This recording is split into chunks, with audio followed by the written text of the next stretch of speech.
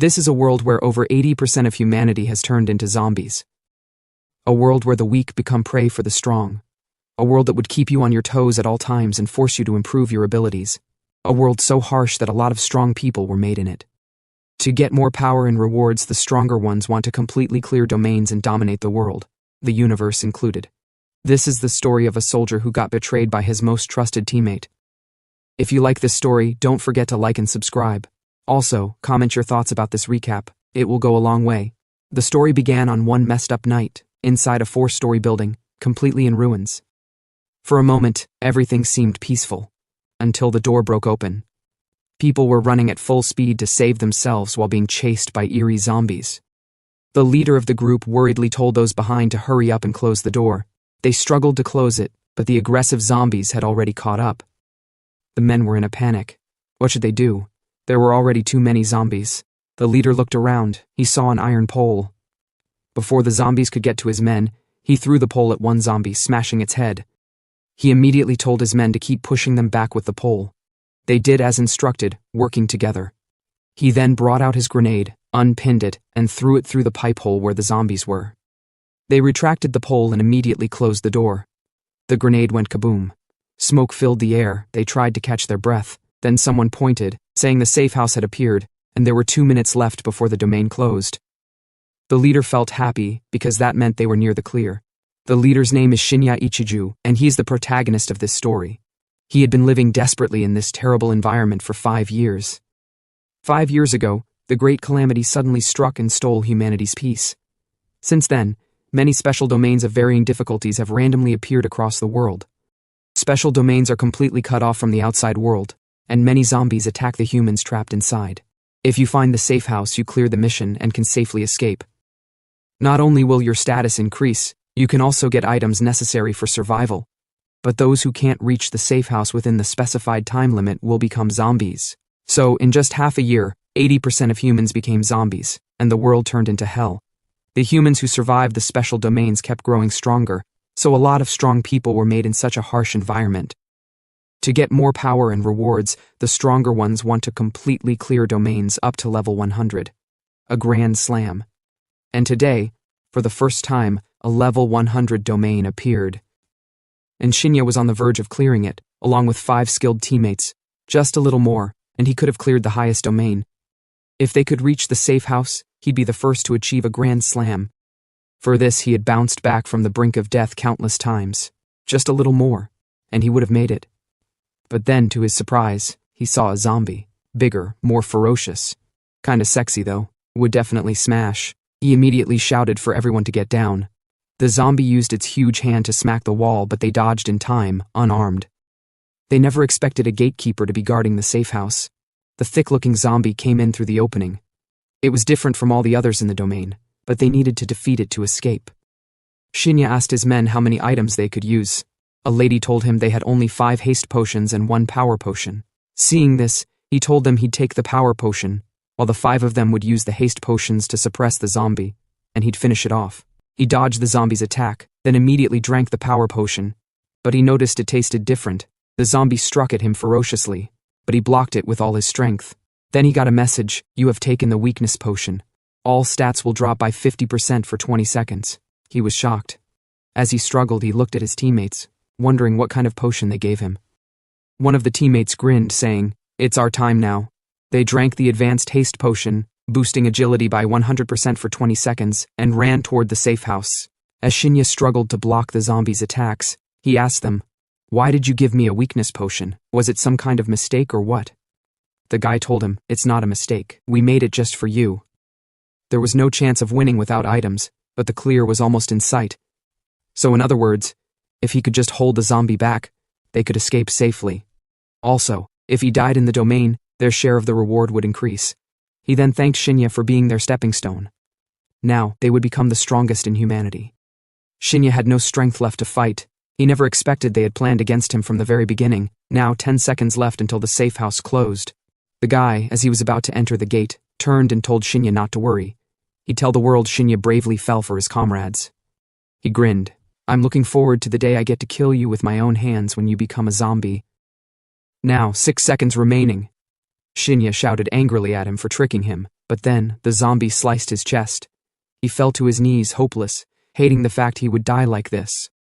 The zombie pierced its nails through his body. The special domain ended, and the domain release was in progress. Shinya was disappointed.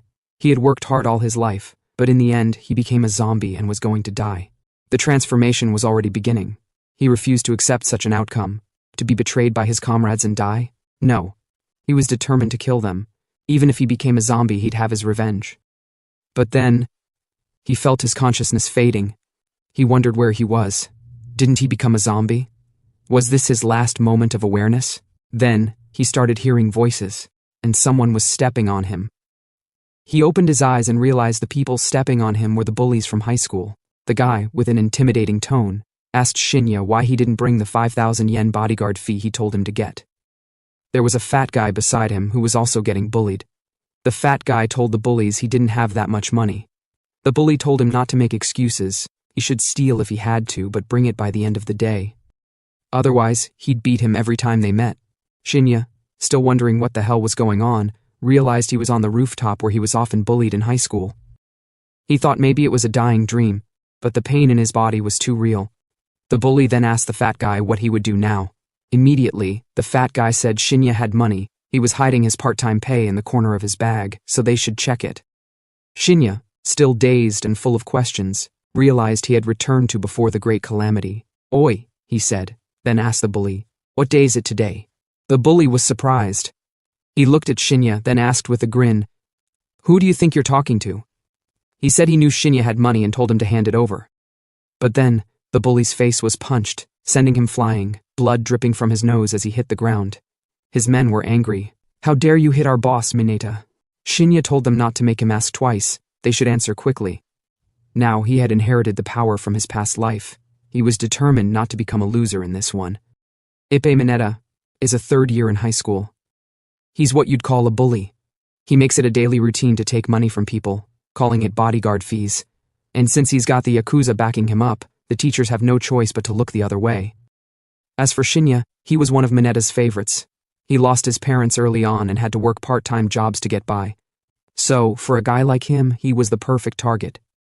Mineta would always extort and beat Shinya, even if he paid the bodyguard fee.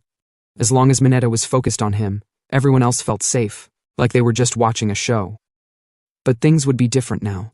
Shinya told Mineta to hurry up and answer him. Mineta stood up, angry at the bastard. Other students were shocked. They deemed Shinya to be out of his mind for punching Mineta. He's definitely going to get himself killed. Mineta then told them to stop standing around. They should hurry up and beat him, so they charged in to attack Shinya. Shinya took down the first guy with a punch, sending him to the ground, which surprised the others. In his previous life, Shinya trained relentlessly to survive in the apocalyptic world. He spent countless nights in that cruel world where sleep was a luxury you couldn't afford. He had crawled back from the brink of death more times than he could count. And after all that, he never expected he'd be betrayed by his own comrades, by his fellow humans. In a world at its end, humans who have lost all sense of ethics and morality are more terrifying than zombies. And the students in front of him are the kind of scum who'd point a gun at their own friends just to save themselves. So this time around, he refused to let the same mistake happen.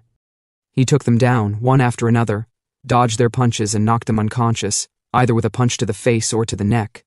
Mineta was shocked. He wondered what the hell was going on. Shinya took them both down in an instant. He wondered if Shinya was really the same weakling he knew. Now, for all the crap those lowlifes got away with in the apocalyptic world, Shinya decided to make them pay the price starting now. The fat guy was shocked. He questioned if Shinya had always been this strong. Mineta thought it was a fluke. Shinya probably just got lucky with some move he saw on the internet.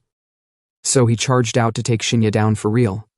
But he was shocked as Shinya blocked his punch with just his left arm. He wondered, why is there not a single trace of fear in Shinya's eyes? In fact, it was the opposite. He could feel the overwhelming bloodlust. He was getting scared. Shinya grabbed his head and smashed it with his knee. Blood pumped out from his nose, the nose definitely broken, and he fell to the ground. The students couldn't believe their eyes. Shinya took down Mineta and his crew. They wondered if he's still the same kid that got bullied for 3 years. But what they're more worried about is Shinya's revenge against them, since they also took part in bullying him. Shinya deemed the situation strange. It seems like he hasn't completely inherited the powers from his past life. Besides, the guy passed out before he could tell him what day it is. He looked around. and the others were nowhere to be found. But then, as the fat guy was about to sneak away, he froze as Shinya called him. He asked him where he was going off to in such a hurry. The guy stuttered and replied, "To the class." Shinya told him, "Not so fast, there's one more thing I need from you." Sometime later in the class, the fat guy was sitting beside him, face bruised. Shinya realized today is April 20th, 2024, and the special domains start appearing on May 25th. That means he has about a month until the end. First, he checked his current power. After testing it out, it looks like he has only inherited about 30% of his power from his past life. Even so, at this stage, there's no way he'll lose to a normal person. Next up, he thought about survival supplies, which are extremely important. He took a pause as he thought of something. He then called out his inventory. He was surprised to see he brought his inventory with him too, but it was level 50 in his past life, and now it's back to level 1. In the early days of the apocalypse, all over the world, dungeons started appearing one after another.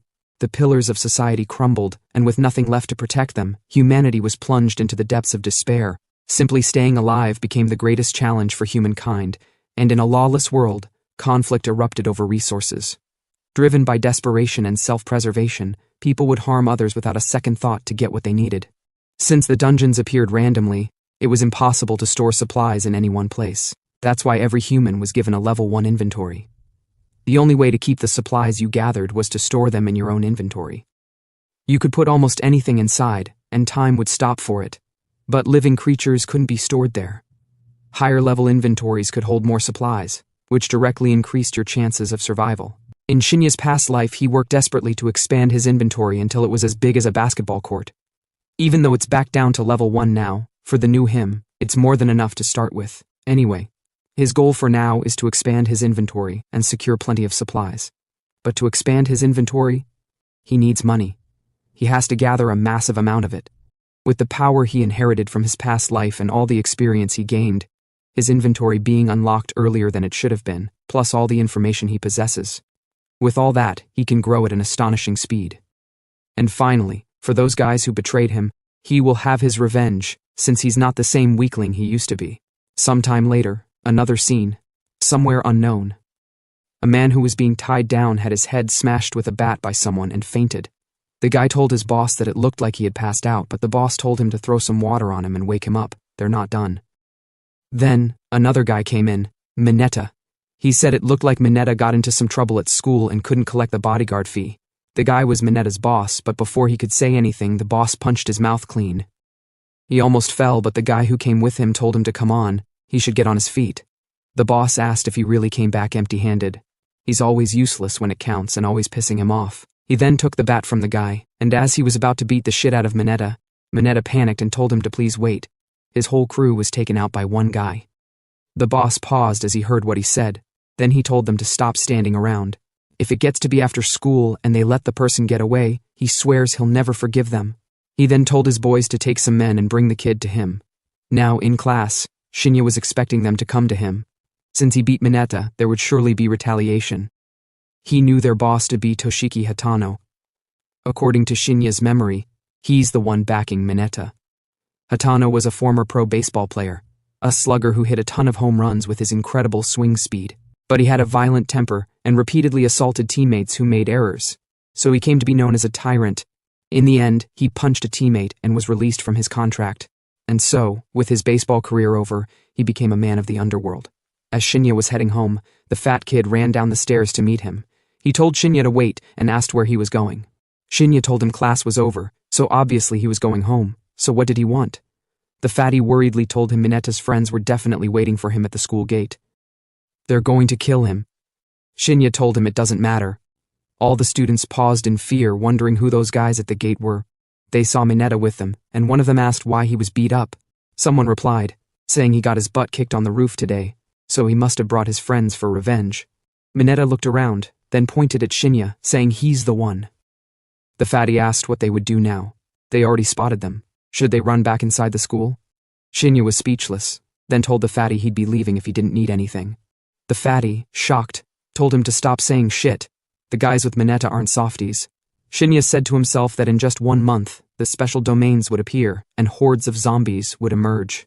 There's too much he has to prepare before then. The guys with bats in their hands.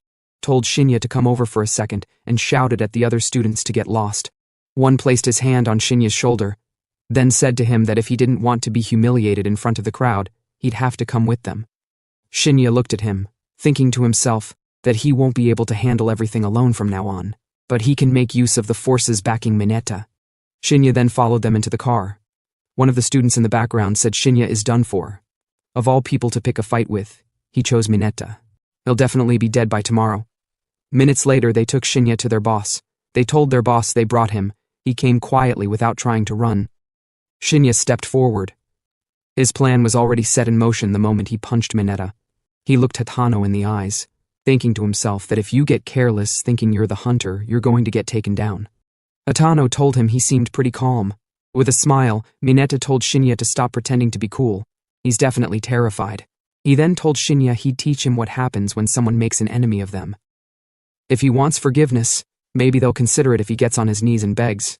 He's not leaving until he does. The other guy crossed his arm around Shinya's shoulder and asked him if he had any idea who he just picked a fight with. He'd better be ready to cough up at least 1,000,000 yen. But then, Shinya punched his face. Furious, the other guy came charging with his bat. Shinya dodged the swing and kicked the guy in the stomach, sending him flying. The big guy viciously came from behind and grabbed Shinya, telling him to just get on the ground. Seeing that he's pinned down, two other guys immediately went to attack, determined to break Shinya's leg. Shinya used the bat on the ground, raised it with his leg and smashed it with force into the big guy's face, making him bleed. He caught the bat mid-air. One of the guys who tried to break his leg got disarmed and was blessed with a punch to the face. Immediately from behind, the first guy who was punched struck at Shinya. Mineta thought it was a direct hit, but he was surprised to see it didn't even touch him. Shinya had blocked it at point-blank range. While the guy was still shocked, Shinya landed a kick on his face, knocking him to the ground. Mineta was shocked. He couldn't believe they were all taken out in an instant. He wondered, panicking, how the hell Shinya became so strong, but it would be over for him if he really pissed off the boss. Shinya walked toward the boss and looked him straight in the eyes, but then the boss swung the bat at him, which he dodged. Immediately, within a split second, Shinya counterattacked, but the boss reacted fast and dodged, leaping backward. He gritted his teeth, thinking to himself that Shinya isn't bad. There are no wasted movements in either his offense or defense. He wondered if Shinya was really a high school student. But then he was surprised to see an attack coming at him. It was so fast he couldn't react. Shinya told him he's full of openings, then smacked his forehead. Blood popped out, and he fell to the ground. Mineta was shocked by the unfolding scene. He worriedly asked his boss if he was all right. The boss coughed, thinking to himself, such speed is not that of a high school kid. And those eyes, filled with killing intent, are no joke. That idiot Mineta really picked a fight with a real monster. As Shinya walked toward him, he realized that from the very beginning, Shinya wasn't even looking at them. He immediately told Shinya to wait. He's backing out of the fight. He can do whatever he wants with Mineta. He can also have the place. Shinya told him he's not interested in Mineta, but in him. A few hours later, at night, inside a building, Hatano told the guy with beauties beside him what happened. The guy laughed out loud, asking if he was serious. He got beaten up by a high school kid? He couldn't even imagine it. Hatano gritted his teeth angrily with a bandage on his nose. He asked the guy if he was going to do it or not. That wasn't just some kid. With a grin, the guy told him if all he wanted was for him to kill the kid, then there's no need to turn down such an easy job. But he'll be taking 1/3 of the profits from his turf. Hatano slammed the table. Why would he take 1/3 of the profits for one kid? Was he kidding him or something? The guy relaxed, told Hatano he's the one who came to him for help. Besides, with the tournament coming up, everyone's short on cash. If word gets out about what happened today, his turf would definitely be in serious trouble. Panicking, he recalled Shinya telling him he's the one who can help you move up. He wondered what on earth he meant by that. Did someone order Shinya to contact him? Either way, he must kill Shinya. He then agreed to the guy's deal, but they'll do it tonight. The guy agreed, told Hatano it's a pleasure doing business with him. They've still got time, so he should feel free to relax. Hatano told him no, he's got a pile of other annoying things to take care of. But then, they heard a voice from outside. The boss of the place asked what's going on. The guy told him it seems like some reckless kid just barged in. The kid said he's here looking for someone. Hatano was shocked to see him. Panicking, he wondered how Shinya knew of this place. Shinya removed his hood and asked Hatano what's wrong. He looks pale. Hatano stuttered and told the guy that the kid is the one he wants him to kill. Let's go a few hours back, before he came to the building. Shinya was exercising because his body wasn't good enough. Fighting with Mineta that afternoon made him realize just how inadequate his current body was. So, for the sake of his revenge, he decided to build it up more. He then rested after exercising for some time, since rebuilding his body isn't something he could do overnight. The real work starts now. Shinya told the guy he was there on the order of Boss Hatano. The guy told Hatano he never knew he'd called for his underling. He's just a student. Even if he is his underling, him barging inside on his own must mean he clearly doesn't know the rules. He didn't like it one bit. Hatano worriedly told him no, that's not it. But then Shinya interrupted. He told the guy that, just as his boss Hatano ordered, he had taken care of everyone outside, only the room was left. Hatano stood up, shocked. The boss of the place was also surprised. He then told his men to pull up the camera footage. He was shocked as he looked through it. His men had all been taken out. One of the boss's men came forward, one hand in his pocket, the other pointing at Shinya. He told them it's not possible the kid did such a thing. Did he take some kind of drug or something? Hatano couldn't believe his eyes. He wondered if Shinya was for real. Was he serious that afternoon when he said he'd help him move up? It seems like he's gotten wrapped up in some serious trouble. Then the guy swiftly carried a bottle of wine to smash Hatano's head, but the bottle broke before it could reach him. He was surprised. He realized it was the kid who did it. From his reaction speed, he didn't seem like any ordinary student. The guy told his men to stop standing around. They should grab him now. They replied, "Yes, sir." The guy threw away the broken bottle and picked another one. He told Hatano that it seems like he came prepared, and asked if he was seriously thinking the kid could take him down. The organization's rule is that they don't attack their own, but it's a different story if he's the one breaking it, so he shouldn't take it personally. Hatano, worried, told him to wait. It's a misunderstanding. He should just listen to him. Someone then spoke from behind. Hatano told the guy he had no clue why the kid was here. With a greedy expression, the guy told Hatano he didn't give a damn about the kid. There's not much to gain from killing him, but killing Hatano would be a different case. Everything that was his would become the guy's. He then thanked Hatano for being the first to break the rules, but then Hatano grabbed the guy's shoulder and slammed him to the ground, saying he'd be damned if he was going to die in a place like this. Hatano knew there was no point in saying anything since things had already gone this far. Still, he wondered what on earth the kid was plotting.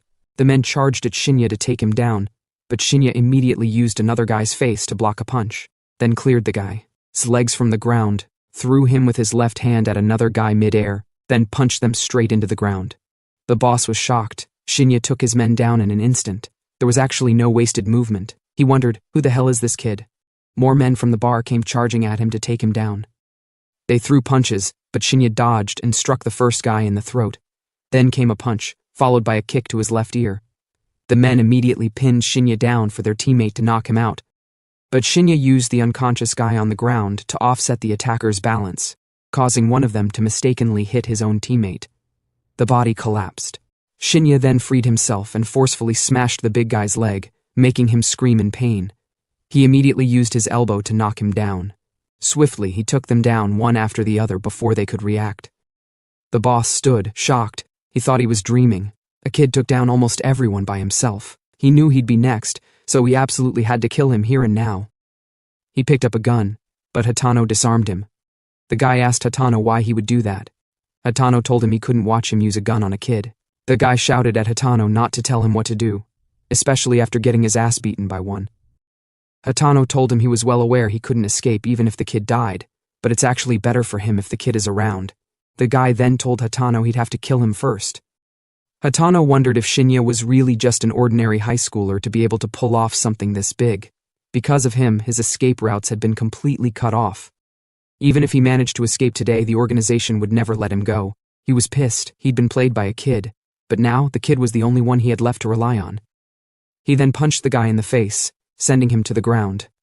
The guy looked at the gun on the floor, then immediately picked it up. The guy, Damon, laughed as he pointed the gun at Hatano's face, saying it wasn't possible for the two of them to kill him. Now his entire turf would be his. But then, to his surprise, Shinya kicked the shit out of his face. Hatano sat, breathing heavily, and said to himself that the brat didn't just beat him, he beat everyone in one day. Shinya then asked him if he had made up his mind about what they talked about at noon. Hatano told him he didn't have a choice but to accept either way, the organization would not forgive him. He then asked why it had to be him. Shinya replied that he just happened to meet him, that's all.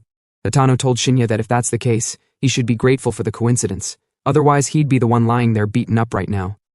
By the way, he asked Shinya what he planned to do about cleaning up the place.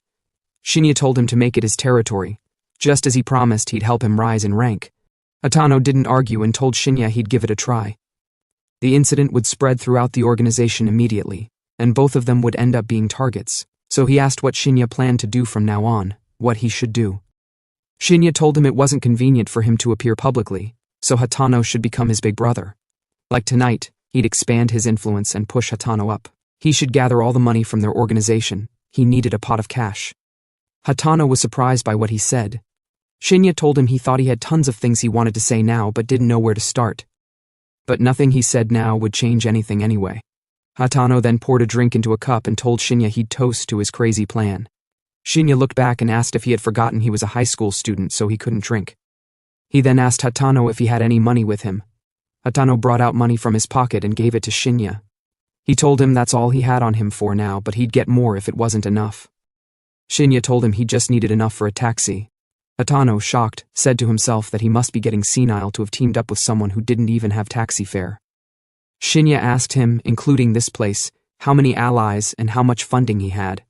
Hatano replied, about 60 people at Hiraguri's place. They specialize in trouble cleanup. Overall, they're higher quality than my subordinates, and since they're assigned special jobs, they're also supplied with weapons like guns from the organization. I have about 30 people myself, so if combined we'll have more than double our current fighting power. As for the funding, Hiraguri and I have about the same. Low-ranking guys like us don't get much money. We're just pawns, and most of the funds are controlled by those above. One of them is Ogane Ren. He runs casinos, bars, and nightclubs. Kawase Teruhisa handles bodyguard services. And their boss, who manages all the funds, is Koyanagawa Tatsuya. His birthday celebration is next week, and everyone is expected to give presents. Though they call them presents, they're really money tributes. Whoever gives the most moves up, but low-ranking guys like Hiraguri and I were desperately collecting money. But now that I know your crazy plan, none of that matters. Shinya told him not to worry about it. He'd get him to that position soon. Hatano, with a disappointed expression, said, okay, then muttered to himself that he was stupid to think Shinya might get scared and back out. He then told Shinya they should exchange contact info, but Shinya told him he didn't have a cell phone. He was speechless, disappointed, wondering just how poor Shinya must be not to have a cell phone. But he was getting used to being surprised by so many things. Shinya told him the guys were just unconscious. Should he stay, or could Hatano handle it? Hatano told Shinya to leave it to him. He had already called people. He'd keep them properly in line. Someone then arrived at the bar. He was surprised and asked Hatano what was going on. All of Hiraguri's underlings were down. It was Mineta. He was shocked to see Shinya there. Shinya then told Hatano he'd see him later, but Hatano said, wait. He told Mineta to bring the phone he recently got. Mineta ran and gave it to him, but was shocked as Hatano handed it to Shinya. He told Shinya to use it and call him. All the contact information was in there. Shinya told him he didn't really need it, but Hatano insisted. He placed a hand on Shinya's shoulder, telling him not to be modest. They were comrades now. And most importantly, he couldn't have anything happen to his lifeline. So he asked Shinya how many subordinates he needed. Shinya looked at his hand and pushed it away.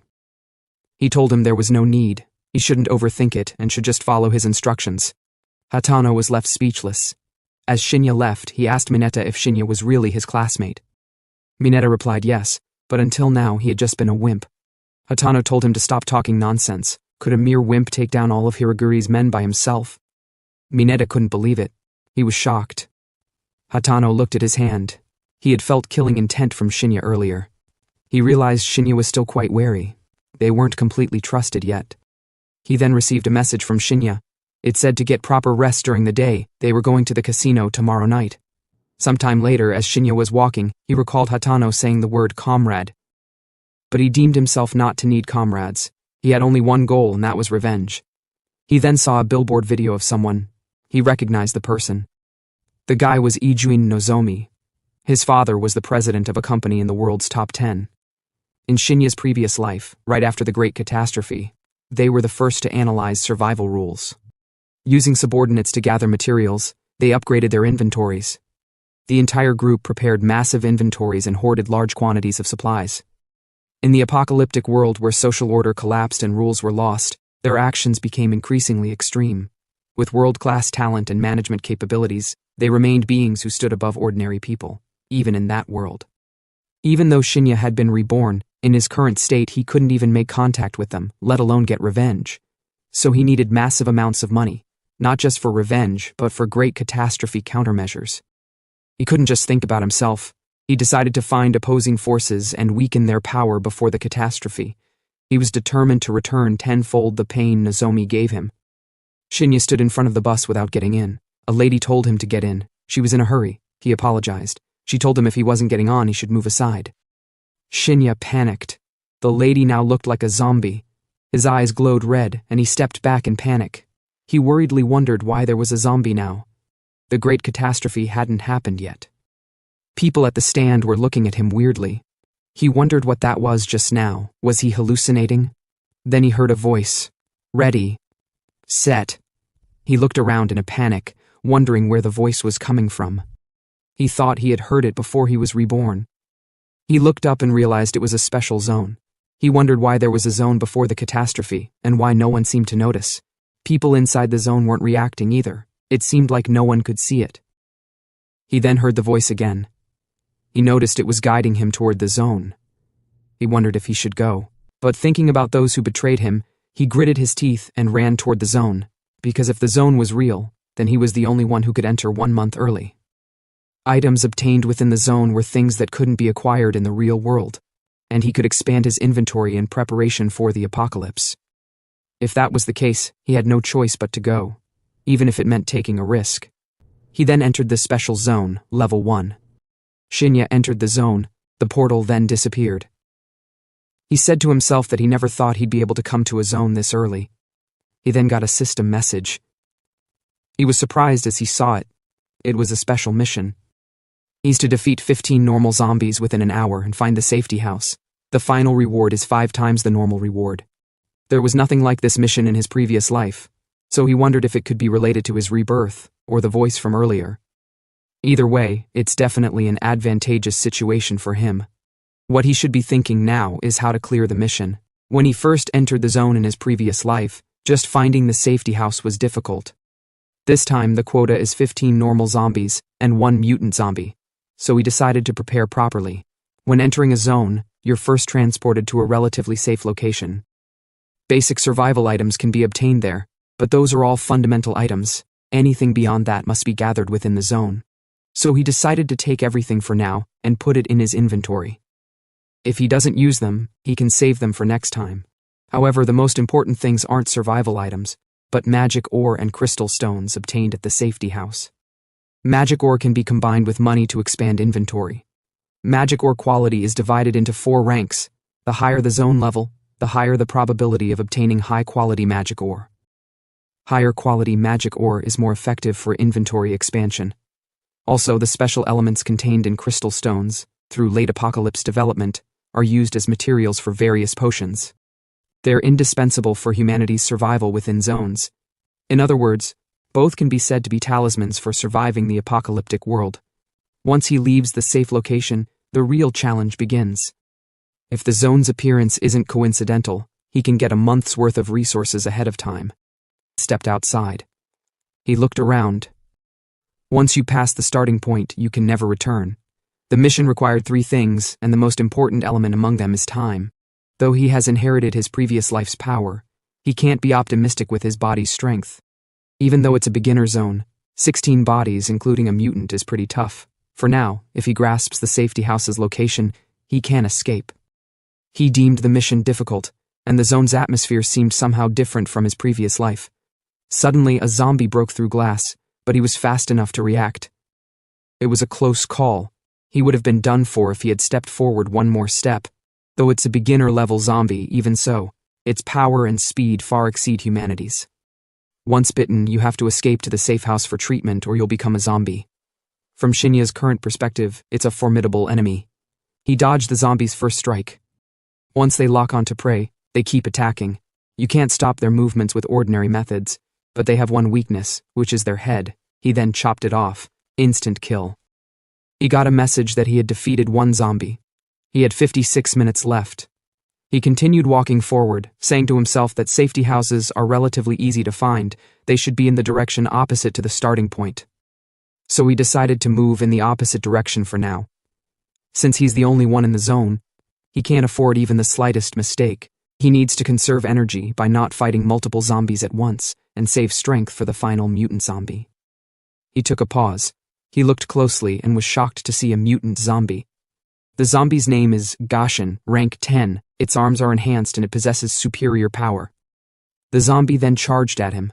Still shocked, he wondered why a mutant zombie was appearing so early in the game. He blocked the mutant's punch with his hands crossed. The force pushed him to the wall. He was surprised at its incredible power. Gashin is an extremely violent zombie. Once caught, you'll be crushed to death. In the early apocalypse of his previous life, quite a few humans were killed by it. The mutant struck again. Shinya dodged it. Though he was having quite a difficult time, there's almost no chance of him winning in a head-on fight. The terrain is also bad, so he decided to change location, since their power is several levels above his. In his previous life it was violent, and its attack patterns were no different from normal zombies. If he can use that characteristic to lure it to advantageous terrain, then he can win. He paused. Now he's surrounded. Zombies at his front and the mutant behind chasing after him. He refused to die in such a place, so he charged and attacked the low-level zombies. He refused to let the humiliation and the betrayal he received in his previous life just go like that. He'll survive no matter what. The mutant then furiously used its hand and smashed at him, but Shinya was fast enough to dodge, and the force shattered the ground. The mutant looked around for Shinya, but Shinya was above it. He then went in to attack it, determined to kill it and escape the zone. But the mutant reacted quickly, and blocked the strike with his hand. Shinya immediately leaped backward. He never expected the mutant to react so quickly. Now he had missed his chance to defeat it, and he was only able to deal minor damage to its hand. He knew that with his current power, even attacking its enhanced arms wouldn't deal much damage. He stood up. The situation was now tougher than he thought. But then he saw something below him. It was the safety house. He never expected it to be on the first floor. He decided to get closer to it just in case, but then the mutant came charging at him. It punched at Shinya, but ended up falling since Shinya was fast enough to dodge. He stood, looking weak, wondering if the zombie had fallen to its death. But the persistent bastard came climbing back up. While running away, he came across 3 zombies. They charged at him. He grabbed one of the zombies' hands and pushed it into the other 2, down into a net. They tried turning around to attack, but Shinya pushed them together with his leg. He then used his axe and chopped off all 3 of their heads.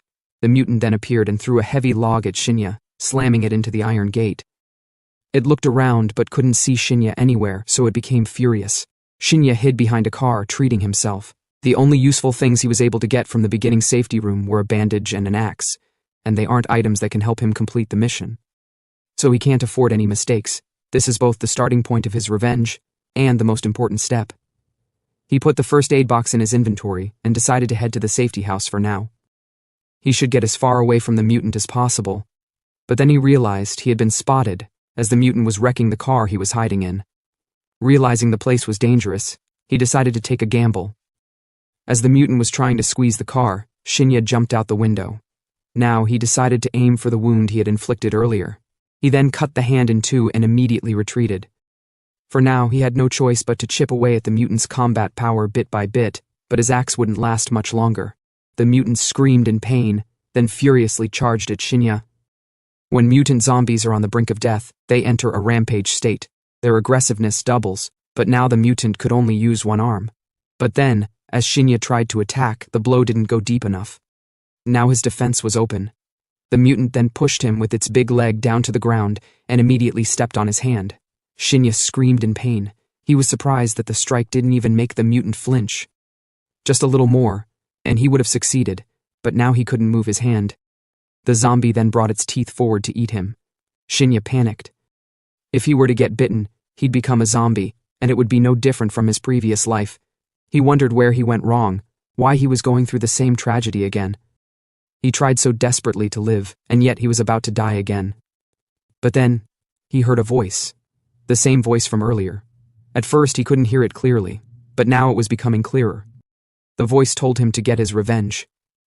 At the same time, his cells began to undergo some changes. Suddenly, Shinya noticed something. His injured arm was healing on its own. He clenched the axe tighter, ready to fight, but the zombie had already lunged at him. Bang! The attack came fast, but Shinya dodged, leaping out of range. He caught his balance, confused. He'd been infected by the zombie virus, so why wasn't he turning? And his wounds? Completely gone. No way.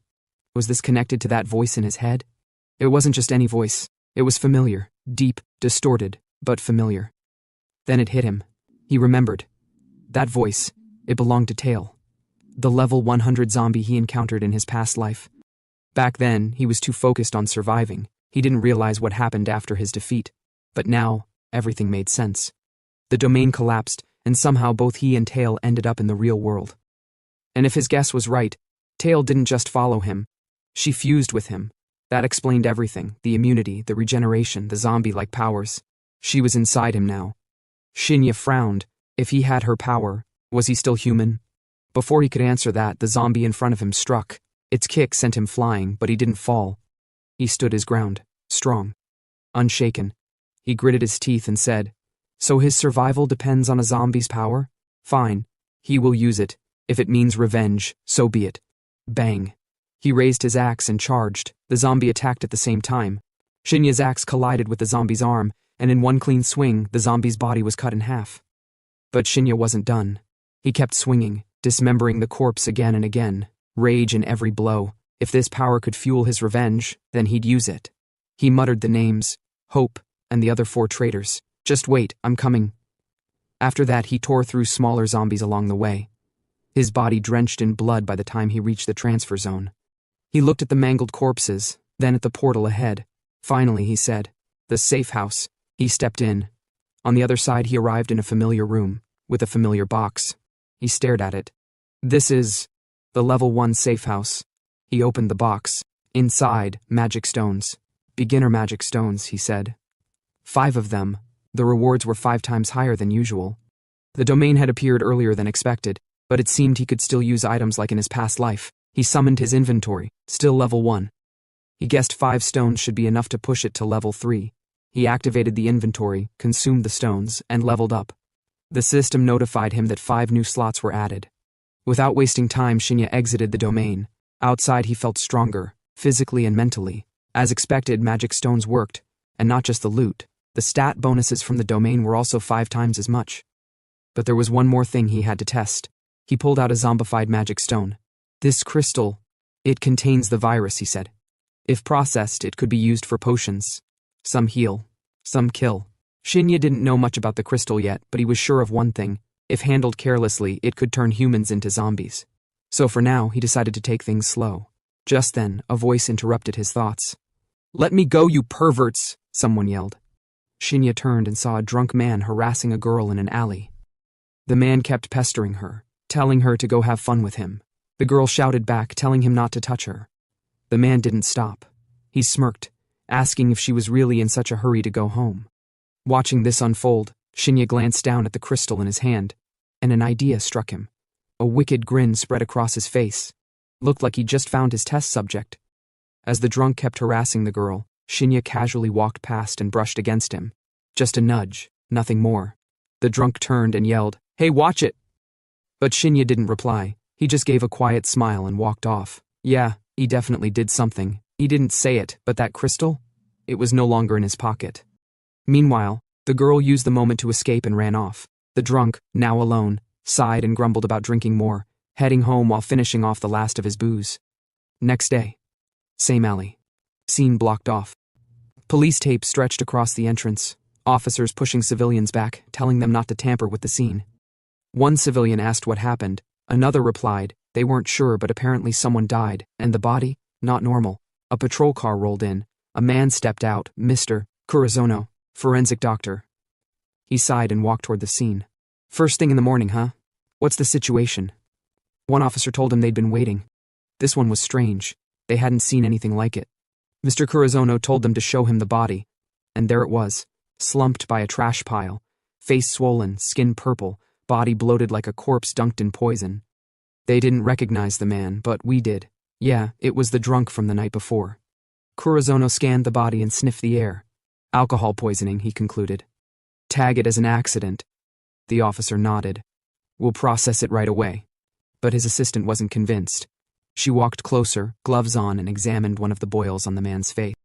She pressed it, burst, blood sprayed out. She touched the liquid, studying the texture. "Something's off," she said under her breath. Mr. Corazono, already turning away, told her they were done here. She hesitated but obeyed, still staring at her blood-stained glove. "Shouldn't we test a sample first?" she asked, but he snapped. "I said it's over." Still, she pushed. "This isn't normal blood. We should investigate properly." That did it. He glared at her and reminded her she was still a trainee. Studied abroad or not, she was to follow orders and stop meddling. If she wanted a decent graduation review, she'd keep her head down. Then he walked through the barricade and toward his car. She followed, still trying to explain. "There's witness testimony. They said the man had a minor altercation with a student last night. She didn't know it, but that student was standing right next to her." "Yeah, Shinya." He was watching silently, listening to every word. And in his mind he grinned. Mission complete. He just wanted to confirm if the zombie virus could really turn a human. Now he had his answer. From the way things looked, the results were in. Shinya thought to himself, there'd be no large-scale zombie transformation before the apocalypse officially began. And more importantly, he had to bring that girl into his group. Because he recognized her. That wasn't just some trainee yelling at Mr. Kurozono. That was Natsume, the genius pharmacist from his previous life. Back then, she was unmatched in potion development. She used domain crystals to create miracle concoctions that could suppress the zombie virus's side effects. Even the top-ranked fighters depended on her. All thanks to her relentless curiosity. But that same curiosity also got her killed. She once made herself the subject of her own experiments, and never made it out. Now Shinya had another chance. If he could recruit Natsume and get her working on potions for him, his combat power, in both reality and the domain, would skyrocket. Meanwhile, Natsume wasn't letting Mr. Kurozono off easy. She kept yelling even as he got into his car. But Kurozono still refused to continue the investigation. Natsume frowned, clearly irritated, and questioned his arrogant attitude. If he wasn't going to help, then fine. She'd handle the investigation on her own. Just then, a voice cut through the tension, greeting her casually. It was him, our guy. He stepped forward and introduced himself, said he was the student she was looking for, then asked if they could talk somewhere more private. Sometime later, the scene shifted. Inside an old building Shinya had rented, Hanato was lighting a cigarette. Just as he exhaled, Mineta walked in and asked why he was rushing to clean a place like this. Hanato sighed, no clue. Shinya just called him earlier and told him to come here, so here he was. Just then, the elevator dinged. The doors slid open, and Shinya walked in with Natsume beside him. Shinya asked Hanato if the work was progressing. Hanato said everything was set up, though he had no idea how Shinya even knew about an unused lab this size tucked inside this building. Mineta was stunned and speechless as Natsume passed him. He wondered, who the hell is she? She's so beautiful. But that aside, she went ahead to check out the lab. Natsume's jaw dropped. She stared around in awe. A lab this big? Here? Hanato explained that the cleaning was done, but the machines would need testing. He didn't know if they even worked. Shinya, on the other hand, recognized the place. In his last life, after the apocalypse, this very lab became Natsume's headquarters. Out loud, he told Hanato to step outside with Mineta. He wanted to speak with Natsume alone. As they walked out, Hanato muttered to himself, who was this woman anyway? For Shinya to prepare an entire lab just for her? He couldn't wrap his head around it. Was this some kind of ultra-nerdy seduction tactic? Back inside, Natsume was already exploring the machines, wide-eyed and clearly impressed. But Shinya cut in. They needed to talk about the real reason she was here. She agreed and asked what this was about. He explained that the man who died in the alley, the one from the previous day, died because of this. As he showed her the crystal on his hand, Natsume's curiosity flared up instantly. She reached out, wanting to examine it immediately, but Shinya warned her not to touch it with bare hands. She nodded but declared she'd investigate the crystal's structure at any cost. Then she paused. She looked at him and asked, why? Why bring her here? Why tell her any of this? Shinya smirked. As expected, she caught on quick. He admitted he needed her help analyzing the stone. He placed the crystal in a small dish and handed it to her. She picked it up carefully, still stunned, and asked again, why her? She said she was still a trainee, far from being a master of anything. But Shinya already knew the backstory. Natsume wasn't just some trainee intern. She had studied abroad since middle school, majoring in forensic medicine. She'd racked up awards, praised as a prodigy in her field. And now, she was back in Japan, working quietly as a forensic intern. Shinya had fought alongside her in his previous life. He knew exactly what she was capable of. That's why he brought her in. Natsume, noticing how much he knew, pointed it out. If he knew all this, then clearly he hadn't come without a purpose. Shinya confirmed that. She asked what exactly he expected her to do. He replied that everything from this point forward, everything he was about to tell her, was confidential. But before he continued, he needed to confirm one thing. Was she willing to join them? If she agreed, the lab was hers. Unlimited crystal stones, full funding, complete freedom to research. But if she refused, the conversation would end here. Natsume didn't say a word. She simply pulled out a chair, sat down, and began examining the crystal under a microscope. That was her answer. A moment later, she gasped. Just as expected, the crystal wasn't normal. It carried a virus that caused death and sped up decomposition, but, unlike ordinary death, the infected body could move unconsciously. It wasn't human anymore. The corpse from the alley hadn't moved yet, but the posture was unnatural. Once it activated, it would move with strength far beyond its original limits. Shinya explained. He called them zombies, the living dead. The crystals had two key components, one that caused zombification, and the other that enhanced physical performance. He wanted Natsume to isolate the enhancement component and create a potion from it. But that kind of separation wasn't easy. He needed it nearly 100% pure, and the rarity of the potion would depend on that purity. Natsume's face stiffened. She asked if that meant the corpse from the alley would eventually move. Shinya confirmed it, sooner or later. He knew she had more questions but told her to focus on the research for now. Eventually, she'd understand everything. Before leaving, he mentioned he had rented a place below this floor, and she could live there. Then he turned to leave. Natsume called out for him to at least tell her his name. He paused. Shinya Ichiju. Right after, Shinya told Mineta to stay behind and support Natsume's work. Hanato was coming with him. Sometime later, the two of them were inside the elevator, heading down. As it descended, the silence broke. Hanato asked where they were going now. Shinya didn't answer. Instead, he asked how Iraguri was doing. Hanato then reported, "Everyone is following my lead," but quickly corrected himself. "No, they were following you, big bro." But Shinya had already told them not to call him that. He reminded that Hanato is the boss and not him. Inwardly, Shinya locked in what he now knew: the domain was real. The potions would come. The last thing they needed now was money, and that meant only one thing. He told Hanato to get ready. They were about to meet the man they called Big Money. Well, the name said it all. Ren Ogane, better known as Moneymaker, had built his empire in blood by the age of 20. Ruthless, cunning, and entirely unfazed by morals, he clawed his way to the top of the underground world. His specialty? The entertainment sector, casinos, nightclubs, and anything else that turned desperation into cash. But the real gold mine was the casino. It stayed packed with hopefuls every night, all chasing the illusion of instant wealth. Most of them left with nothing but regret and debt. That's where Ren came in. For every loser, there was a loan. And once they borrowed, they were owned. One unfortunate gambler found himself trapped in this exact cycle. The man had already borrowed from Ren and now couldn't repay. Desperate, he begged for a few more days. But Ren wasn't the type to entertain pity. While lining up a golf shot, he coldly reminded the man of his 10 million yen debt, and clarified that the interest had taken it far higher. The contract spelled it out clearly, and if the debtor couldn't pay, then his family would. The man's daughter, still in kindergarten, was next in line. In a flash, Ren swung the club straight into the man's ribs. The blow landed clean, brutal. The body hit the ground with a thud, and with zero hesitation, Ren handed the club to one of his enforcers, ordering them to slice off a pinky and deliver it to the man's family along with a new demand, 16 million yen, or a hostage. This was business as usual for Ren Ogane. His cruelty wasn't a secret, it was a warning. And it worked. The funds he funneled into the organization had already passed tens of billions. Then came a disruption. One of his men arrived and informed him that Hanato and his crew were waiting. Ren allowed them in. Moments later, Hanato entered the room with one subordinate and someone posing as a bodyguard.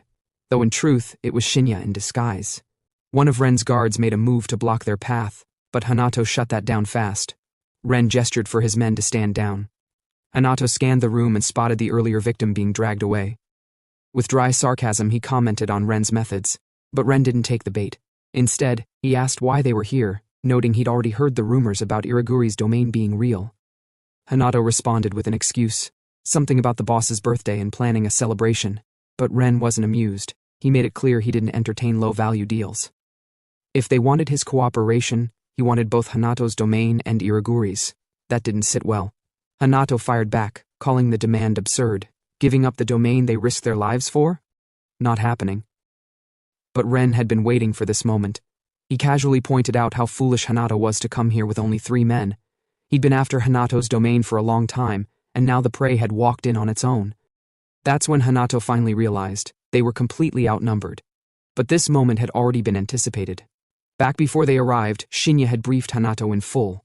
Hanato had protested then too, yelling that they couldn't possibly walk into Ren's casino, a fortress guarded by over 100 men, with just 3 people. But Shinya was calm. They weren't trying to win by force. Instead, they'd reduce unnecessary casualties and buy time with diversions at the other entrances.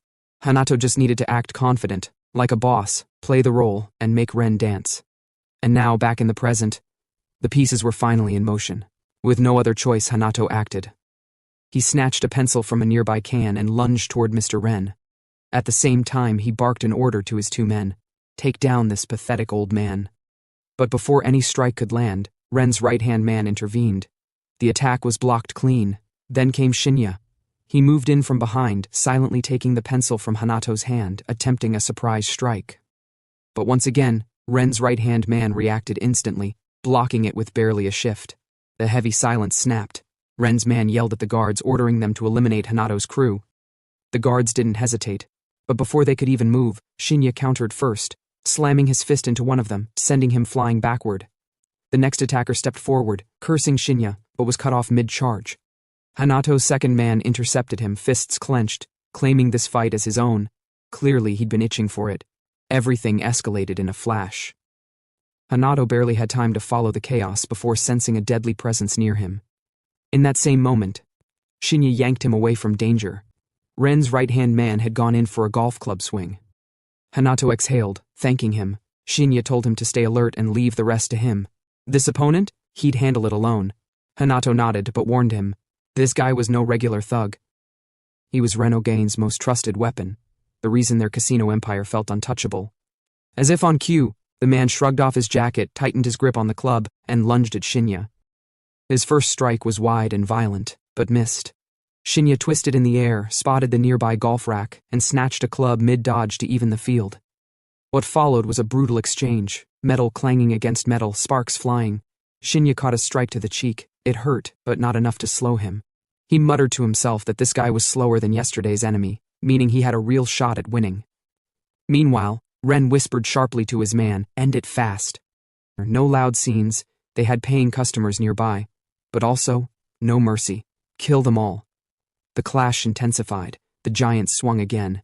Shinya dodged, pivoted midair, and drove a solid kick straight into his ribs. It landed, but didn't drop him.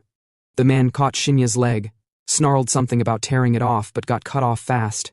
Shinya's second leg crashed into his skull. The man flew, slammed to the ground. Shinya didn't give him a moment. He leapt, stomped the man's chest with full force, pinning him and knocking him out cold. Silence. Ren's smug expression cracked, his strongest man, down. He fumbled for his phone, calling for backup. He demanded to know why no one had arrived yet. A moment later, the side door burst open. Reinforcements stormed in. Ren's relief was short-lived. Only a fraction of his men had made it through. He snapped, furious. Where were the rest? One of the guards reported that every road leading to the casino had become mysteriously blocked. Traffic locked down across the city. Ren's rage turned to suspicion. He stared at Shinya. Was this all his doing? Shinya's answer was a smile, quiet, deadly. Ren tried to recover his pride. He barked at the remaining guards that they'd be rewarded. 2 million yen each to finish Hanato and his crew. That was enough to stir the mercs. They charged. But just a few minutes later, it was all over. Inside the casino, the mood had been calm, cards flipping, dice rolling, laughter over losses. That peace shattered when the main doors slammed open, and Renogain's body came flying through them, skidding across the hall. Customers went silent. Whispers spread. Was that really Renogain? The casino's owner? They looked to each other, wondering aloud. Was this a mutiny, a turf war? Moments later, Shinya walked in. Behind him, Hanato followed. He paused to scan the aftermath. Bodies on the floor, Ren unconscious, and the last of the guards knocked out cold. Hanato looked at Shinya, shocked. The guy had soloed Ren's elites without breaking a sweat. There was no doubt now. This man was fit to be their boss. Trying to salvage the scene, Hanato turned to the stunned crowd in the casino hall. Hanato raised his voice and tried calming the casino crowd. He told them not to worry. It was nothing serious, just a minor incident. Then he officially introduced himself. From that moment on, he'd be the new owner of this casino. Name? Hanato Toshiki. And to celebrate, he announced a giveaway, 10,000 chips to every customer. That line alone got the whole floor cheering.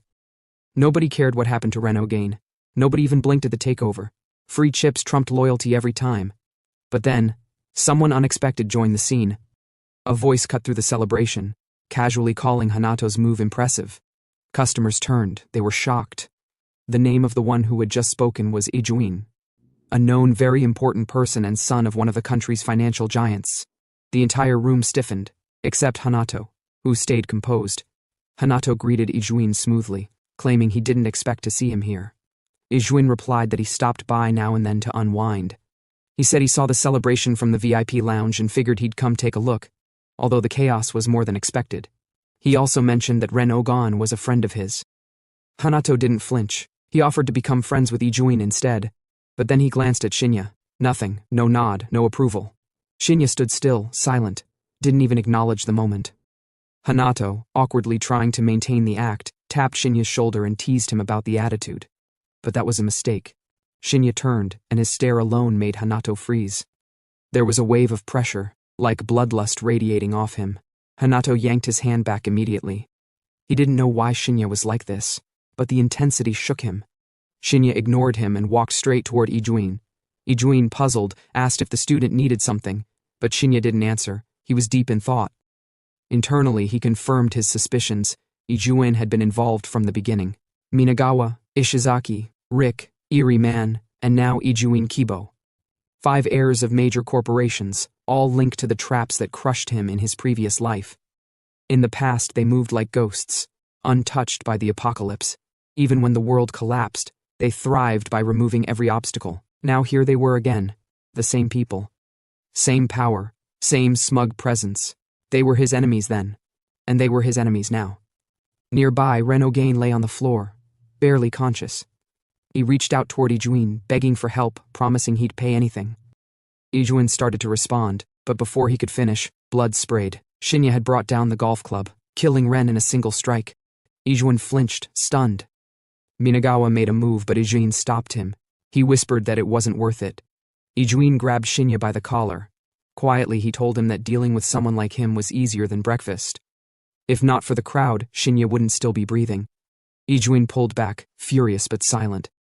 He muttered that this whole event was boring, then turned and stormed off. Before leaving, Shinya promised they'd meet again. Ijuin shot one last glare at Shinya and ordered Minagawa to dig up everything on that brat. Background, origin, everything. Minagawa simply nodded. Understood. Once they were gone, Hanato addressed the customers again, reminding them to enjoy themselves. The promised chips would be distributed soon. But Shinya was still brooding. He thought back to how close he was. He could have crushed those bastards right there, but it wasn't time. He wouldn't kill them yet, not until he dragged each one into despair. Hanato walked over and called Shinya Big Bro, trying to reason with him. Making someone like Ijuin an enemy so soon wasn't wise, not with that kind of influence. But Shinya replied that he already understood the risks. He changed the topic. He wanted to know how much the casino made today. Hanato blinked, caught off guard. He said he'd check later, but asked what Shinya needed it for. Shinya didn't explain. He told him to use all the day's earnings to buy gold, immediately. It had to be a spot transaction, no delays, no excuses. Hanato was stunned. All of it? On gold? Why? Shinya cut him off. Said it wasn't his concern, no matter the cost. He wanted every yen converted into gold and delivered to the lab. He had something to do, and was heading home first. Hanato stood there speechless. But there was a reason for all this, one that only Shinya knew. In the domain system, inventory space could only be upgraded to level 10 using beginner-grade magic stones. But anything past level 10 required something else, gold. To reach level 11, it took 360 gold. and every level after that multiplied the requirement. During the apocalypse, gold became scarce, burned through like fuel. That mistake wouldn't happen again. Shinya's mind was already ahead. He needed to stockpile. Shinya left the gold procurement to Hanato. He had bigger plans. Special domains. Ones the others didn't know about. And if his holdings went up, that meant Ijuin's would drop. It was all connected. Then, out of nowhere, he felt it. While walking, a wave of pressure crept into his senses. He paused. The sensation was unmistakable. A domain, but not just any kind. This one felt special. He scanned the skyline and pinpointed the direction, straight ahead. He moved quickly toward it, tracing the energy. And it led him back to a familiar place. Their school. The next day. Inside the classroom, life moved like usual. Students chatted, laughed, and went about their day with zero awareness of what had happened in the shadows. Shinya's desk sat empty. His friend, the chubby one who always had his nose in a book, glanced at the vacant seat and sighed. He hadn't seen Shinya in a while, not since the incident with Mineta. He wondered if something bad had happened. Suddenly, a stack of textbooks landed loudly on Shinya's desk. It was one of the bullies, smug, loud, and ignorant. The chubby friend told him off, reminding him whose seat that was. But the bully shrugged, saying Shinya probably wasn't coming back anyway. He claimed Mineta dealt with him, so Shinya was probably hospitalized, and now the seat was fair game. He even complained that without Shinya around, there was no one to run errands anymore. That's when the window slammed open. Shinya stepped in, no warning. He grabbed the bully's books and launched them out the window. Then, without sparing any time, he coldly told the guy to disappear before he decided to get serious. The class froze. The bully snapped back, shouting insults, but his friends stopped him, reminding him this was the same Shinya who dared to hit Mineta. That calmed things down real fast. Whispers rippled through the room.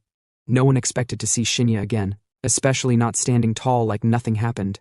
The chubby friend blinked in disbelief, then nervously asked if Shinya really came back. Shinya sighed.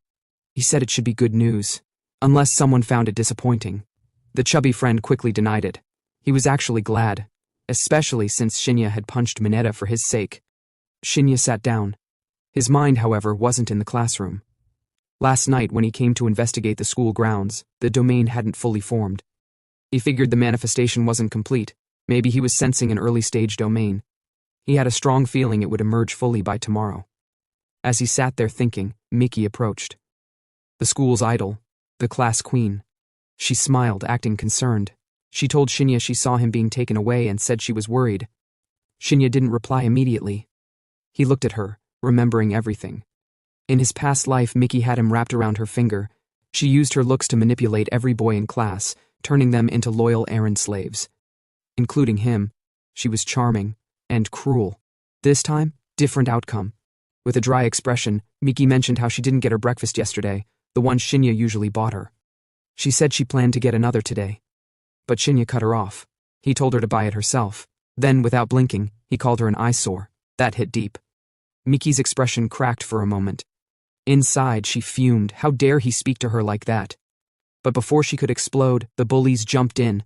One of them slammed Shinya's desk and cursed him out for disrespecting Miki. The other shouted that Shinya should be thankful someone like her even talked to him. Miki faked concern, pretending to calm them down.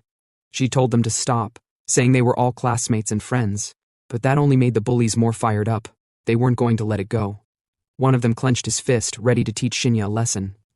Miki, watching silently, smiled on the inside. She figured this was justice. This is what he got for defying her. Shinya didn't even move. He sighed. He just wanted 5 minutes of peace. Getting jumped by guys like this, it was honestly pathetic. He felt bad for the version of himself that once lived like this. As the bully charged and yelled for Shinya to get lost, a huge hand suddenly appeared behind him. Crack. The bully's head smashed into the desk. He dropped instantly. The entire class gasped. And then, the real twist. It was Mineta. Everyone stared in shock. Miki wasted no time. She grabbed Mineta's arm and told him how rudely Shinya had spoken to her. In her mind, it was perfect. Mineta must have come here for revenge anyway, right? So why not use that rage now? But her little scheme fell apart in seconds. Mineta calmly removed her hand from his arm. No hesitation, no words of comfort. Instead, he looked at her and told her to get lost. Not just that. He reminded her Shinya had already told her the same thing. And then came the twist that made the whole class gasp. He referred to Shinya as Big Bro. Silence followed. Students who had just seen Mineta dominate the room now watched, dumbfounded, as he treated Shinya with total deference. Whispers rippled. Did Mineta just call Shinya big bro? What the hell happened between those two? Without a hint of hesitation, Mineta turned to the bullies and Miki, ordering them to disappear. Fast. They didn't argue. Terrified, they nodded and fled like rats in daylight.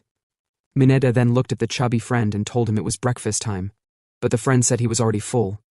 Mineta shrugged and told him to go buy his share instead. The friend obeyed instantly and ran off. Once they were alone, Mineta got to the point. He asked why Shinya's phone had been off all night. Natsume had been trying to reach him over and over, so Mineta came in person. Shinya, as usual, kept it simple. He forgot to charge the phone. Mineta leaned closer and whispered that Natsume had made a big discovery. She wanted to speak to him directly. That got Shinya's attention. He thought about the horn, the one they were working on. If she was calling it amazing, then there had to be real progress. Later that morning, the teacher arrived. Class resumed. Everything looked peaceful on the surface. But Shinya knew better. This kind of calm never lasted, and sure enough, it didn't. A vibration spread through his body. His senses sharpened. The classroom shifted. No one else noticed it, but to him, reality had already changed. The air warped, space bent. They were inside a domain. A voice only he could hear informed him. Special domain. Entry level 5. Objective. Reach the safe house in 20 minutes. Reward. X5 multiplier. Shinya breathed out. It had been a while. That familiar jolt of pressure. Back in his previous life, entering domains like this used to make his knees buckle. Now, he was used to it. Still, this one felt harder than the last. First step, find supplies. He scavenged the classroom but only found basic tools, a ruler, a T-square. No healing items, no gear, definitely not ideal. This was going to be a survival run. He walked to the door and stepped out, already formulating his plan. Time was ticking, 20 minutes. He needed to locate the safe house fast. Luckily, the domain's layout was nearly identical to the real school. That meant he could map it quickly in his mind, a huge tactical advantage. But as he peered through the corridor window, he saw the safe house. It was located near the playground. The problem? Zombies. Dozens of them were already surrounding the building. There was no way to charge and head first and clear them all in time. He needed a workaround. Suddenly, one zombie broke off and charged at him. Shinya sidestepped with a quick dodge. The creature smashed through the window and fell hard to the ground outside. Then something strange happened. The other zombies, the ones near the safe house, began to shift. They turned, walked away from the building. All of them moved toward the noise. Shinya immediately connected the dots. The crash had lured them. That was the key. If he could create a loud enough distraction, maybe from the broadcasting room, then he could draw them away from the safe house. He'd get a clear path. But there was a problem. He didn't have time to make mistakes. He analyzed the layout. He was currently in the central wing, close to the connecting passage to Building 4. From there, he'd need to cut across to the opposite side of the school and head upstairs. The broadcasting room was on the top floor. He moved. As he walked, he noticed the zombies that had been drawn away were returning to the safe house. That made things clear. They weren't just wandering, they were guarding it. He paused. Then, another zombie appeared nearby. He decided to test his theory. Shinya threw the creature out the window. Once again the crash echoed, and the horde responded. All the zombies shifted and sprinted toward the sound. It was confirmed. The zombies were hardwired to sound cues. Every unnatural noise triggered an aggressive response. Not all zombies were created equal. The ones Shinya faced now were different, faster, stronger, and smarter. These were elite zombies, a class formed from humans with above-average physical prowess. Athletes, martial artists, anyone who used to dominate with their body, now cursed into undead engines of destruction. Not mutated monsters, but close enough. And unfortunately for Shinya, most of them were gathered at the sports field, because back when this domain formed, the sports department was still in session. A full class of future killers, now reanimated with their peak athletic stats intact. He knew the pattern now. After every loud noise, the zombies would rush to check it out, then drift back to their original guard posts. It meant he had only one real shot at success, no room for error. The key moment would be the dash to the broadcasting room. While moving, he spotted one lone zombie patrolling the hallway. Shinya ducked silently into an empty classroom. The zombie paused, sniffed the air, but kept walking. And that was all the window Shinya needed. He lunged from hiding, wrapped his hands around a ruler, and jammed it into the zombie's neck, severing it with one brutal motion. The corpse dropped instantly, and with it, a rusted shovel clattered to the ground. He didn't hesitate. He dropped the ruler and picked up the shovel. The ruler wouldn't hold against the elite types. There were less than 15 minutes left. It would take 5 to reach the broadcasting room, assuming no interruptions. But that was an optimistic bet. Right now, speed was everything. Strategy would be the rest. Shinya made his way to the connecting passage between wings. Building 4, the target, was just ahead. He cracked the door slightly and peeked through. The corridor was filled with zombies. No good cover. No time for detours either. If he took the long way, he'd burn too much time. So he moved, footsteps silent, breathing steady, no noise. The goal was to snipe every zombie without alerting the others. He dashed in. The first zombie didn't even register what hit it. Shovel to the face, crushed. The second one took a hit to the jaw, and 5 teeth flew into the air. The third dropped with a sickening crunch to the neck. 1, 2, 3, all done clean. Shinya pushed ahead. The corridor ended in a staircase, the stairs leading up to the broadcasting room, the mission's endpoint. But something wasn't right. Building 4 was more complicated than the others. No zombies visible, but too many places for them to hide. He couldn't draw up a plan. He'd have to move by instinct, listening for sound, reading air pressure. And then it happened. A faint shadow slithered into view behind him. He caught the movement from the reflection on the shovel. A monstrous figure was approaching, not slow, not dumb. Something huge. Shinya turned just in time to dodge. The allied zombie's punch struck the floor where his head had been a second ago, and shattered the tiles with a deafening boom. That blow would have killed him instantly. He hit the ground hard, the shovel slid away, and now the worst part, the sound had alerted everything nearby. From the corners of the building, new undead shapes began to gather. He cursed inwardly. The evil ones again. These bastards were more trouble than they were worth. One zombie charged. Shinya blocked its teeth with the wooden shaft of the shovel, struggling to keep his flesh from being torn apart. He flipped it and cracked its neck with a sharp counter, but it took too much effort. And then came the real threat. The allied zombie's fist came flying again, this time aimed at Shinya's exposed back. No time to parry. He twisted his body, threw himself backward, and let fate do the rest. The elite zombie's punch missed its mark. Instead, it collided directly with the head of the weaker zombie Shinya had just disabled. The result was explosive. A single hit caved the zombie's skull in like a fruit. Brains splattered, bones cracked.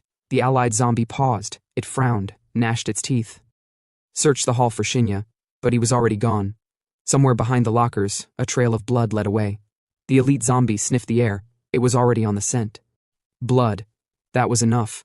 It followed, room by room, sniffing, tracing, moving closer. And then it stopped. There, behind the counter, blood was on the floor. It growled, clenched its fist, and slammed its arm down with a force that split concrete. Meanwhile, far from the chaos at school, Natsume was deep inside the lab, sleeves rolled, eyes sharp, and frustration rising. Her research had hit a wall. Separating the two elements inside the magic ore was far more complex than expected. The zombie virus concentration was simply too dense. Even after all her effort, the impurity was only down to 60%. The virus still dominated the sample. She had scoured every textbook, every archive note she could find, yet none mentioned a virus of this kind. And the more she studied it, the more one question kept circling her mind. Why was Shinya in possession of such a substance in the first place? Only he knew where the magic ore came from. Only he seemed to understand how to wield it. And now, right when she needed him most, he was nowhere to be found. Something wasn't adding up. Was he really just a high school student? Back in the school's domain, the chaos resumed. The elite zombies' massive strike landed, but not on Shinya. What it hit was a decoy, a blood-filled tube meant to mimic human scent. The creature froze. Despite its primitive mind, it sensed something was wrong. The scent was unmistakably human, but there was no body. That's because the real Shinya was already behind it, sprinting at full speed. With shovel in hand, he swept the zombie's leg off the floor mid-run. Before the monster even hit the air, Shinya smashed its face with the shovel, shattering bone and teeth in one fluid strike. He followed up immediately, a clean decapitation. The head rolled, the body dropped. Shinya exhaled. He had baited the monster with his own blood. Before his wound healed, he had managed to fill 3 tubes. These would become key to survival. With them, he could lure enemies away and skip unnecessary fights. But just as he turned to leave, a sharp pain hit his skull. A stabbing headache. His vision blurred. His body staggered. Why now? He clenched his chest, realizing it was her, the entity within. Tail. It had stirred again. He concluded the trigger must have been the healing ability he used earlier. The creature inside him, dormant, unstable, was reacting. A parasite. No, a time bomb. Shinya muttered to himself, not in fear, but in grim resolve. He couldn't allow himself to die by his own hands. Tail had to be dealt with, one way or another. Snapping out of it, he moved forward. The earlier scuffle might have drawn attention. Rather than engage, he uncorked one of the blood tubes. The surrounding zombies immediately shifted course, sniffing, staggering, crawling toward the spilled blood like starving dogs. That was his cue. Shinya dashed up the stairwell. He could see it now, the broadcasting room. It was just ahead. At the top of the stairs, he peeked around the corner. All clear. He bolted in. Inside the room, silence. No zombies, no danger. For once, a break. He scanned the equipment and moved to the broadcasting system. With luck, it still worked. He dropped the shovel and began operating the console. It booted up. Perfect. He had helped the broadcasting club a few times in his past life. That knowledge now paid off. His fingers moved instinctively over the buttons and sliders. But as he worked, something else moved. Something outside the door. A shadow. Someone, or something, was watching him. Shinya's instincts kicked in. No hesitation. He grabbed the shovel, spun around, and struck at the door without waiting to confirm. The blow landed, and then he looked up, and froze. What stood before him wasn't a regular zombie. It was massive. Monstrous. A deformed humanoid towered over him, flesh stretched over twisted bones, and teeth set too deep into its jaw. But what was more disturbing was that it could speak. In a growling, broken voice, it told him he had entered without permission. Corpse bloating phenomenon is a phenomenon where putrefaction gas that fills the body after death causes the soft tissues throughout the body to expand, making the corpse swell up. That's what is happening to the zombie in front of Shinya. Such types of zombies don't have high attack power, but they're troublesome because they quickly burst, scattering explosive sounds and zombie virus. It has enough power to kill a person, and also causes a large number of zombies to be drawn in. Shinya worriedly gritted his teeth at how troublesome things have become, so he decided to get it out of the room. He swiftly escaped, then ran out of the room, baiting the zombie. The zombie chased after him. Shinya led it to the window, then immediately bent down and pushed it through the window, but he quickly tied its leg mid-air. He didn't have to take it far away, but he decided to restrain its movement with the rope for now. He immediately picked up his shovel, ready to run, since the zombies on the floor had already noticed his presence because of the sound from earlier. He then threw a blood bottle on the ground to buy some time, and immediately entered a room. Now, there are only 4 minutes left. He needs to start the broadcast quickly, since the quantity of blood he threw at them won't last long. And if an elite zombie appears where he is, he's completely screwed. So he can't waste any more time in such a place. The zombies outside were already approaching, his heartbeat rising as they got closer. He gritted his teeth worriedly. Just a little more. Then, before the zombie could look into the door he was in, the speaker echoed the pre-recorded words. It attracted the attention of the zombies from outside, and also the ones that had almost caught him. He barely made it in time. Now, the zombies should head toward the speakers. The problem now is the path to the playground. He threw a bottle of blood at the rope he tied. The blood, as it dripped, drew the attention of the zombies, so they started licking it, trying to eat the rope as if it were flesh. He then snuck past them. He could see that the zombies from the 3rd floor were coming up, and while their attention was focused on the broadcast, he decided to run into the safety house at full speed while avoiding zombies. He opened a door and was surprised to see that the zombies from Building 1 were coming. He calmed down and thought to himself that a frontal assault is impossible. Even if they could defeat them, he could clearly see he'd run out of time. So he had no choice but to wait. His chance was almost there. Now the zombie he tied earlier, its rope stretched, then snapped, and the zombie fell to the ground. That was his sign, so he jumped down through a broken window. The bursting sound of the bloated zombie drowned out the sound of his movement. He ran through the shortest route to the playground, which was jumping from the connecting corridor to the gymnasium. Right now, all the zombies are being drawn to the earlier bursting sound in the broadcast, so it should temporarily empty the playground. Just as he thought, the playground was empty. He jumped down. He believed he could make it in time, and even if the zombies found the sound source, it'd take time to destroy it. Next is his Part 3 plan. But he was shocked to see that the zombies had already destroyed the speakers, and they were at the very top of the school buildings. It was the work of an American football zombie. Seeing this, Shinya was worried, because at this rate, they'll come back to the field again. So he started running as they jumped down to chase after him. The zombies were in the hundreds, if not thousands. He was already getting to the safe house, until an elite zombie ran at high speed and slammed into him with its body, knocking him straight to the ground. He tried regaining his balance, but the zombies rushed onto him. He used his shovel to ward them off, then immediately stood up. He kicked one in the face, but his strength was not enough.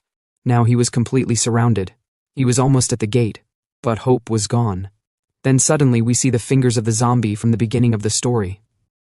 Now, back at the laboratory, Natsume, while holding a test tube with a purple liquid in it, wondered where on earth Shinya had gone, since there were tons of things she needed his help with. She recalled Shinya telling her that if living beings were to ingest the virus she extracted from the ore, they'd turn into zombies. Then she wondered what would happen if someone were to ingest it voluntarily. She paused as she saw someone from the shadows. She asked, "Who is she?" Now, at the zone, the zombie lady took care of all the zombies surrounding Shinya with ease. Shinya asked why she saved him. What exactly was she after? Looking sexy, thick, and smashable, she looked at him without saying anything, then walked toward him. He told her not to come near him.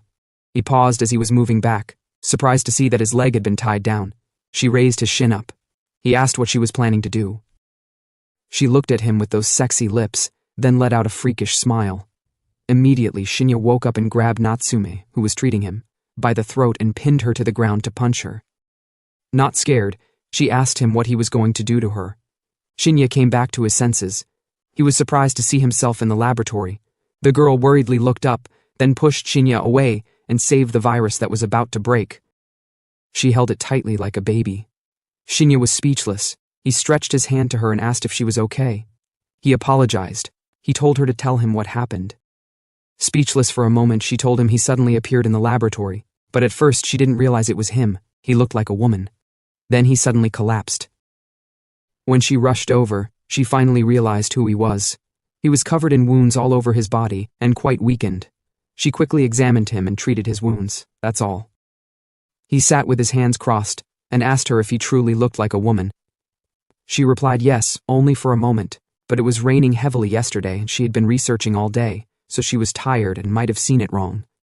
Shinya said to himself, "No, it wasn't a mistake. The scene from last night wasn't a dream." He wondered why that thing took over his body and brought him to the laboratory. She then gave him a book saying it was his result. Zombie virus was detected in his body, but surprisingly, rather than rejecting it, his body seemed to depend on it. So she extracted the zombie virus from his body and tried combining it with the zombie virus contained in the crystal stone. And she discovered something amazing. The zombie virus in his body perfectly fused with the one in the crystal stone. So she decided to inject the zombie virus from the crystal stone into his body. Then his wounds gradually healed. In exchange, the zombie virus in his body was consumed. He was surprised by what she said. Hearing the story, he thought he understood what was going on. His recovery ability is related to the virus in his body. Even in yesterday's zone, every time he recovered, he became dazed and eventually lost consciousness. In the end, the thing took control of his body. Now, with a calm tone, she told him it was his turn to answer her questions. Is he a human right now or a zombie? Why does he have crystal stones that shouldn't exist in this world in the first place? He was speechless for a moment, then asked her if she believed in time-lapse. She was surprised by his question, then told him she was being serious right now. Shinya told her he was serious. He time-lapsed from the world 6 years in the future. The world 5 years from now had reached the apocalypse, with zombies appearing worldwide, and there is 1 month left before the apocalypse arrives. She asked if he meant to say things like, what she saw yesterday will appear all over the world in a month. He replied yes, and things called the special zones will appear worldwide. Those zones are full of zombies. He told her it might be hard to believe what he was saying, but there's something he wants to show her, then asked where his clothes were. Hanging over there, she replied. As Shinya wore his clothes, he said to himself that he won't mention the inventory yet. Though she seems like an innocent girl, he won't be repeating the same mistake as his previous life. He'd be done for if she becomes an enemy. He opened his inventory, then gave her the stones. He never thought he'd clear the special mission thanks to a zombie. She was happy to see the stones. He told her they're the stones he collected in a special zone. For certain reasons, he can already enter the zone. Speaking of which, he asked her what business she had earlier with him. She showed him a tube and told him 60% is the highest purity she could get. He tried yesterday, but 65% was the limit. Shinya was surprised. The red color signifies it's a power potion. He never expected she'd raise it to almost 70% in just one day. She's really a genius. She gave it to him, then sat down to observe the stone he brought. She then told him it's a bit different from the one he gave her before. All of them. She went speechless for a moment, then asked him what she was doing 5 years from now. Since he came to see her specifically in this world, were they comrades in his previous life? Finally, someone is asking the right question that isn't often asked in regression stories. Shinya was speechless, then told her the future her is already dead. Unfortunately, they had no connection at all. If that's the case, she asked how did he know about her? Was she killed by a zombie? He told her he heard through rumors that she wasn't killed by zombies, but used herself as a test subject. She remarked, "It seems like the future me was working hard even in that situation." Shinya told her not to worry. He won't put her in danger. Until now, she commented, she was listening to his story with doubt, but using herself as a test subject is exactly something she would do, so she believed him. So from now on, she'll support him with all her strength.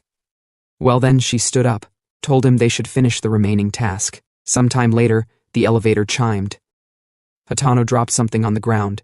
He exhaled, trying to catch his breath while saying, "Who knew money could be this heavy?" Then told Mineta they'd go again after they rest. But then, they went speechless as they saw Natsume on Shinya struggling. The two went speechless. Mineta was stunned. Minutes later, Hatano apologized to Shinya, told him their intrusion wasn't on purpose. Shinya told him not to worry, it was a misunderstanding, then asked where the money was. Hatano told Shinya he'd brought all that could be purchased through normal routes, so there's nothing left in the market, and there's still more cargo he hasn't delivered besides the one they brought. Shinya told him okay, then gave him the red potion. Surprised, he asked Shinya what it was. Shinya told him he'd understand if he drank it, he should trust him. Hatano didn't say much, then drank it. Immediately, the bottle broke, and the energy coursed through his body. He groaned in pain. Worried, Natsume told him he looked like he was suffering. Shinya told her he's fine, then said to himself that the pain is expected since the purity is still 70%. It's not a level humans can directly consume. But someone with the strong body of a professional athlete like Hatano can endure it, and since it's his first intake, it'll take some time to get used to it. Shinya asked how he felt. Breathing heavily, he told Shinya with a smile that he felt better. Power is surging through his whole body. He felt amazing. He's now able to carry 2 boxes of the money. It feels light. Mineta was surprised to see this. Speaking of which, he told Shinya he got information about the money. Most of the money they obtained this time belongs to Ijuin's group, so probably more than what they brought. Shinya told him okay, he should stop collecting the money for now. The current top priority is gathering money and bringing all forces under control. He'll seize control at his boss's birthday celebration. Then said to himself that the money situation was within expectations. But what surprised him is that the potion's effects appeared before the zombie virus influence. And a genius like Natsume would be able to quickly raise it to a level ordinary people could use. If he has Hatano's subordinates drink the potions too, then he can fully entrust them with organizational work and focus more on conquering special zones.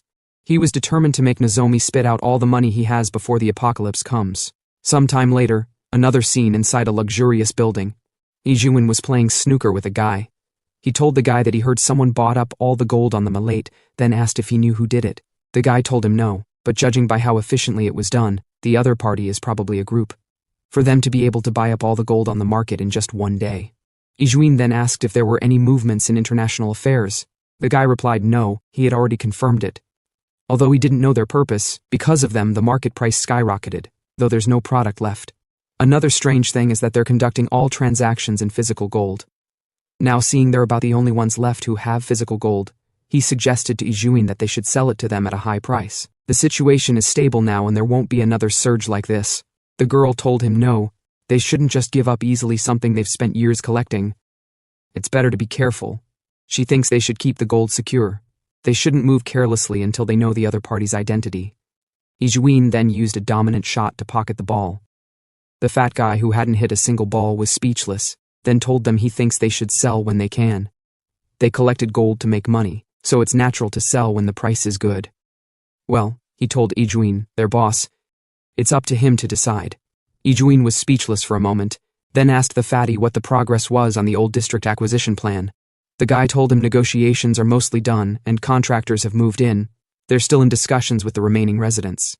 Ijuin then asked the fatty, Rick, if he knew why they gathered. Well, Rick thought, to produce results no matter what.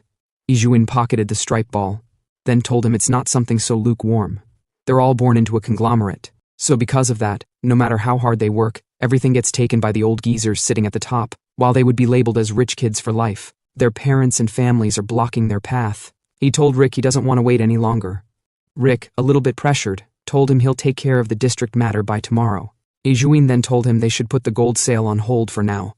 What they should be doing is the old district reconstruction plan. They'll make those old geezers realize it's the era of young people now. He then asked the girl if she found out about the kid who was at the casino yesterday. She replied yes. She looked at the materials, but there's nothing concerning.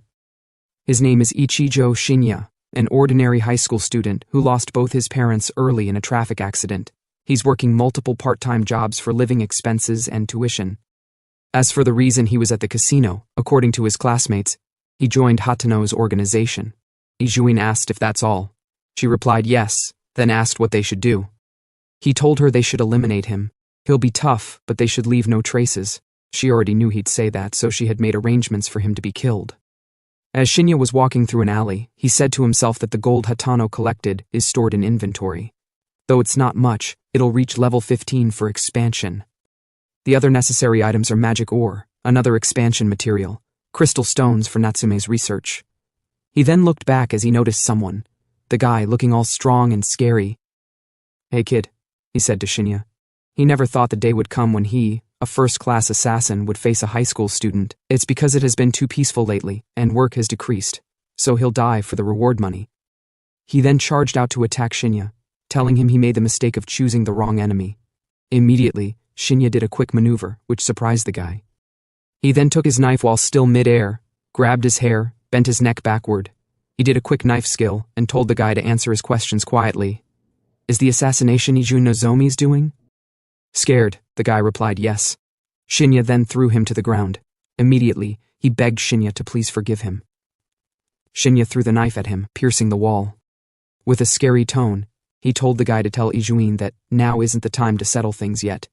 He should wait a little longer. Then he told the guy to never appear before him again. The guy replied, understood, then ran away. Now then, Shinya decided to enter the special zone, level 8. He walked toward the portal. Through time leap he became able to enter special zones before the apocalypse. Everything has merits and demerits, so he has no choice but to challenge zones alone. The most dangerous period for him is until the apocalypse arrives. Zone levels are gradually increasing, so if he prioritizes safety, he should avoid zones. With the resources he has now and experience from his previous life, he can move faster than others even when the apocalypse comes. But that alone is powerless against real tycoons, so he has to take risks. No matter how high the zone level, he decided to challenge it, because it's the fastest way to close the gap between him and Nozomi. But for the latter, what's most important now is obtaining underworld resources, because to fight Ijuin, he must have equal power and financial strength. And Koinagawa's birthday celebration in 2 days would be where he'll seize control. But before then, he needs to obtain more crystal stones and create potions. Also, to suppress the thing in him, he'd need large amounts of zombie virus. For now it seems to be on his side, but he can't be at ease. Now, all the organization members are moving to their respective posts. Their fates are beginning to change little by little, and he who steers the wheel, he is the one who controls that fate, so he needs to become stronger. Morning arrived. In the laboratory, Natsume was happy since she had completed a potion with sufficient purity. Her dark eyes were a sign that she hadn't slept. Mineta woke up and asked what was wrong. She told him to come over for a moment, then gave him the potion. Minutes later the elevator opened, and Mineta immediately went to attack Shinya, who had just come in, but Shinya dodged. He had no idea why Mineta was attacking him. Then came another punch. It was fast this time around, but Shinya was even faster. He dodged and quickly subdued him. Mineta tapped out, saying he gave up. Natsume bent forward, surprised he got taken down in one hit, despite the potion's effect being sufficient. So she realized it's not good if the user is weak. Mineta told her it's because Shinya is just that strong. Also from her analysis, the data showed only speed increased by 100%. Nothing else changed. So it seems the potion only affects speed. Shinya told Mineta, then told them that using potions while he's away is dangerous. Mineta said it's fine since she calculates everything. By the way, he asked her what's up with her hairstyle. Mineta excitedly told him researchers must never forget to keep a fresh mindset every day. Shinya was speechless and told her they should get to the main topic. She told him the results are as he can see, the potion is almost complete, but 10% is the limit for numerical increases. Shinya said to himself that 100% is the limit for beginner crystal stones. Though zone levels have been rising these past few days, even at the highest, it's level 10. Intermediate crystal stones can only be obtained in zones level 15 and above. Natsume's research speed has already caught up to his zone conquest, so he needs to hurry. He told her that it's not her fault, then asked if she could make more potions. He'd need them tonight. She replied yes, she had memorized how to make them, and she'd have them ready by evening. Shinya told her okay, then told Mineta to call Hatano now. 2 hours later, Hatano arrived. They began having conversations at the other end. While working, Natsume asked if Shinya has always been this amazing. They're both classmates, so he should know. He told her, honestly, he still doesn't understand what's going on. The Shinya he knew was a wimp who was being bullied by him until just a few days ago. But suddenly he's strong and calm like a different person. In just a few days he went from being bullied to becoming his big brother. Natsume said to herself, it seems like Shinya hasn't told anyone else about his regression, so they don't know his power is from his previous life, and he just came back. She wondered what his plan is, since he has so much information from the future. Now, back to Shinya and Hatano. Shinya told Hatano that tonight is Koyanagawa's birthday celebration, a perfect chance, when all subordinates gather. Hatano asked Shinya if he's really going to do it. Shinya replied yes, he'll definitely get Koyanagawa's forces no matter what. Hatano scratched his head, a bit worried, then said that though things have gone well so far, Koyanagawa is on a different level from the others. It might be better to proceed more step by step. Shinya told him there's no time for that. He's definitely executing the plan tonight. With potions there's a chance of winning, so it's fine. Hatano didn't say more, he'd do as instructed. Shinya told him Natsume would make additional potions. He should match the number of members he'd bring with the number of potions. Yes, guys who can actually fight. Tonight's the showdown, and he told Hatano he'd need to perform perfectly as the boss. Shinya told him he'd rejoin him tonight, since he had business to take care of. Now somewhere unknown, Koyanagawa asked his men if they had investigated what was going on, since it's been quite noisy lately. One of the men replied yes, it's a man named Hatano Toshiki, a low-ranking organization member. He's been absorbing other territories for the past few days and has acquired quite a number of bases, including Ogen Ren's, and he still intends to expand his power. With a domineering tone, Koyanagawa commented, working hard to extend branches and get more sunlight isn't wrong in itself, but Hatano seems not to know there are people above who set rules. That's why extended branches get cut off when they go too far. Hours later, in a luxurious building in city, it was the night of Koyanagawa's birthday celebration, and big figures attended. At the opposite side, Hatano was observing. Hiroguri asked Hatano, what's going on? Has Shinya not yet come? Did he run away at the last minute? Hatano told him to calm down. They should wait a little longer.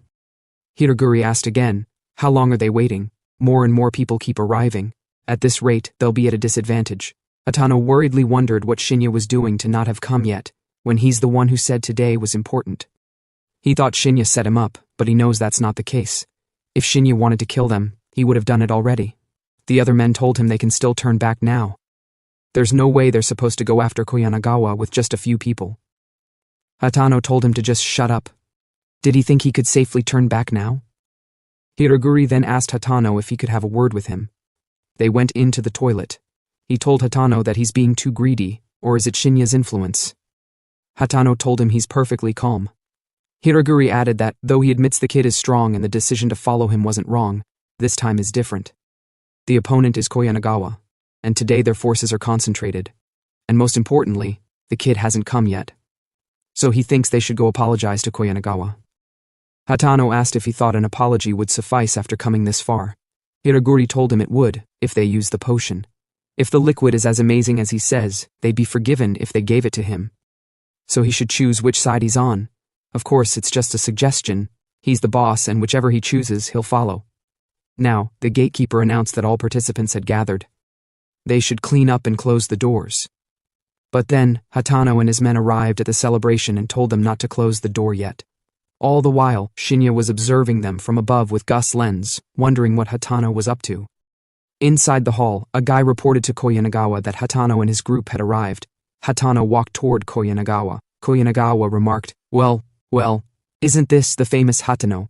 I don't think I sent you an invitation. Hatano told him not to say that. He came to celebrate after all. Koyanagawa told him, You don't seem like you came to celebrate. I may be old, but I haven't weakened yet. His men then surrounded Hatano. Hatano told him to calm down. They should talk first. Koyanagawa lit his cigarette. Told Hatano it looks like he came with proper preparation. It's quite impressive he's able to take over several of his territories in just a few days. Then asked him if he came to the party to show off his power that badly. What's his purpose? He should tell him. Hatano blew away the smoke, told him he doesn't have time so he'll be brief. To be honest, the little territories are not enough at all. He then charged forward to attack, saying his target is the throne he's sitting on. But then, Koyanagawa's bodyguard stopped his hand. Confident, Koyanagawa told him he knew he came to interfere, but he didn't expect him to be this greedy. He has really been underestimated. But to his surprise, his bodyguard was knocked down by Hatano. Hatano then told his men to attack now. Koyanagawa didn't panic. He smoked a cigarette, not bad, better than I imagined, then told Hatano he'd be dead wrong if he thinks he can defeat him with such a level of force. To Hatano's surprise, the bodyguard grabbed his face and slammed him to the ground. Hatano immediately grabbed his hand, then used his leg and quickly pushed the guy down. The guy wasn't having it easy. He could feel Hatano's tremendous power. He then punched Hatano in the waist, and the two freed themselves. Koyanagawa told the guy to finish the fight before the party starts. The guy pulled his jacket, replied yes, though they seemed somewhat skilled. It's just a few people, so he'll end it quickly. Hatano realized how strong the strongest bodyguard was. Even with potions, such a fight is barely one he can handle properly. Koyanagawa's men are on a different level from those he fought before. He became worried. Hiraguri and the others are also struggling, and there's no winning once the potions wear off. But he doesn't think he has time to think about that. The battle with the bodyguard is the decisive one. The battle began. He dodged the first strike from the bodyguard, then went for a counterattack with a punch, but the guy didn't fall and immediately used his elbow and slammed Hatano on his back. He then carried Hatano and flung him into the table. Hatano realized he couldn't even leave a mark on the guy, and they're completely at a disadvantage. He wondered if he made the wrong choice. Should he have apologized and begged for forgiveness like Hiraguri said? Though they might let them go if he handed over the potions. But every day has been life or death since he met Shinya. The world has definitely changed. The bodyguard told Hatano he has talent. If he admits his mistake, he could put in a good word with the boss. Hatano stood up, hand in his pocket, thanked the guy for his concern, but said he's sick of the life of mugging kids for pocket change. Then he told the guy he'd make him his subordinate and look after him. If he bows his head now. The guy charged to attack, told Hatano that's unfortunate, he'd have to die then. Hatano brought out a potion, said to himself that with just one potion he has been able to narrow the gap by so much, then what will happen if he drinks one more? Maybe he could actually win. But then, to their surprise, Shinya arrived and grabbed the guy's hand. Sorry, big brother, I'm late, he apologized to Hatano. The guy was surprised. He asked Shinya what kind of power he had. His hand wouldn't budge. Shinya then punched the guy in the stomach, then told Hatano that if he drinks too, he won't be able to withstand the side effects and will die. Hatano stuttered, told him he thought he might win. He paused. He wondered how Shinya knew he was about to drink a second one. He realized that from the beginning, everything went according to Shinya's plan. He was being tested. He gritted his teeth angrily as he realized that from the start he was nothing but a pawn, and he was just randomly chosen. From what had happened so far, he realized that Shinya was testing whether he'd betray him and hand the potions to Koyanagawa. For him, it was a gamble on which side to choose. If he had sided with Koyanagawa, he would have died. He then told Shinya that he must be lucky since he got the right answer again. He shouldn't worry, he'll show him through his actions that he's a trustworthy comrade. Shinya smiled, told him he likes smart people. Then, big brother, give me orders, he said. Koyanagawa asked the bodyguard what he's doing. No matter how he looks at it, he's just a kid. The guy told him yes. He let his guard down because of his appearance. Hatano then shouted for Koyanagawa to prepare himself. He'd definitely kill him here. He then ordered Shinya to kill every one of them. The other guards questioned among themselves, what's up with that kid? Is he one of Hatano's subordinates? Another guy was surprised, then said it looked like he just sent Kawase flying with one hit. One of them asked the captured Hiraguri if that guy is a student. Hiraguri grabbed the guy's hand and told him it's too early to be surprised. The fun is just beginning. One of Hatano's men was thrown to the ground. Kawase told Shinya that he never thought the day would come when he'd fight a high school student. Shinya told him it's also the day he'll lose to a high school student. The guy, furious, told Shinya not to underestimate him, then threw a heavy punch, which Shinya dodged. He tried to grab Shinya's face, but Shinya dodged it skillfully with a somersault. The guy charged forward to attack again and asked Shinya why he was just dodging. Hatano was surprised to see Shinya toying with an opponent he couldn't beat even with the potion's power. Unfathomable strength indeed. One of the guests commented, "Who exactly is Hatano? With what's happening here now, the story about taking Ogane's territory must be true." Another commented, "It's surprising Kawase is struggling with a kid." Koyanagawa told them to just watch quietly, then said to himself that after 40 years he had finally reached such heights, but at the rate things are going, even if he wins, his reputation will be completely ruined. He then told Kawase that he would give him 1 minute so he should finish the kid quickly. Hearing this, Kawase said to himself that the kid is a monster, even giving it his all.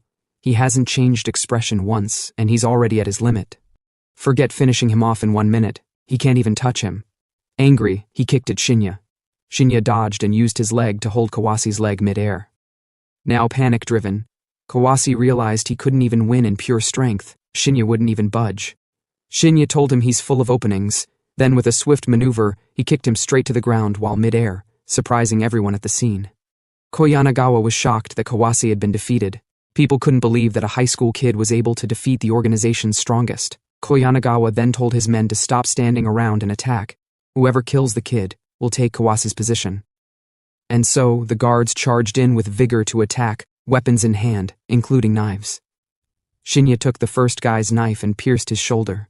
He took the knife out, blood pumping out, then swiftly took down the remaining guys within seconds. Koyanagawa was stunned by Shinya's physical abilities. It was completely inhumane. He panicked and told Shinya to stop, that they should talk, but Shinya was still approaching him. So he immediately tried to draw a gun, but Shinya swiftly threw the knife at him, stopping his hand. He coughed up blood and then died, defeated by a high school student. The guests were all surprised. Koyanagawa was defeated by a few low-ranking guys. Hatano was surprised himself. Shinya killed all of them by himself. In less than a week, he dragged the old fox who had made the land his stronghold for decades down to hell. Shinya shattered all the common sense in him. Shinya then gave Hatano the signal. Immediately, he told all the guests there to listen. As they could see, Koyanagawa was dead. They should also know why he went so far to eliminate Koyanagawa. He then introduced himself, Hatano Toshiki. Until recently, I was living by mugging kids. But from today, I'm your boss. Hatano couldn't hold in his tears. Shinya really kept the promise of taking him to a higher position. Back at the construction site, the foreman was barking at the workers to hurry up. If they missed the deadline, Mr. Ijuin wouldn't spare them. But before they could pick up the pace, he heard a group of unfamiliar voices drawing near. The workers paused. Several armed men were approaching, clearly gang-affiliated. One of the workers tried to ask where the intruders were from and why they were interfering. The response was blunt. They were told to shut up and stay still. Their leader stepped forward, brushing past the others, and requested a private word with the construction foreman. The foreman wasn't interested in negotiation. He made it clear that anyone not involved in the project needed to leave. The schedule couldn't afford delays. But the gang leader wasn't fazed. He casually dismissed the importance of deadlines and demanded payment, a territory fee. Meanwhile, Ijuin was in his office sipping coffee and flipping through reports. That's when Minagawa stepped in, delivering urgent news. The construction site at the financial center was under attack. Several men had stormed in earlier that morning, demanding territory fees and beating every worker on site. When Ijuin heard it was Koyanagawa's men behind it, he slammed his hand on the desk, furious. He couldn't believe that sly old man was pulling stunts like this, especially after they had already paid off the dues.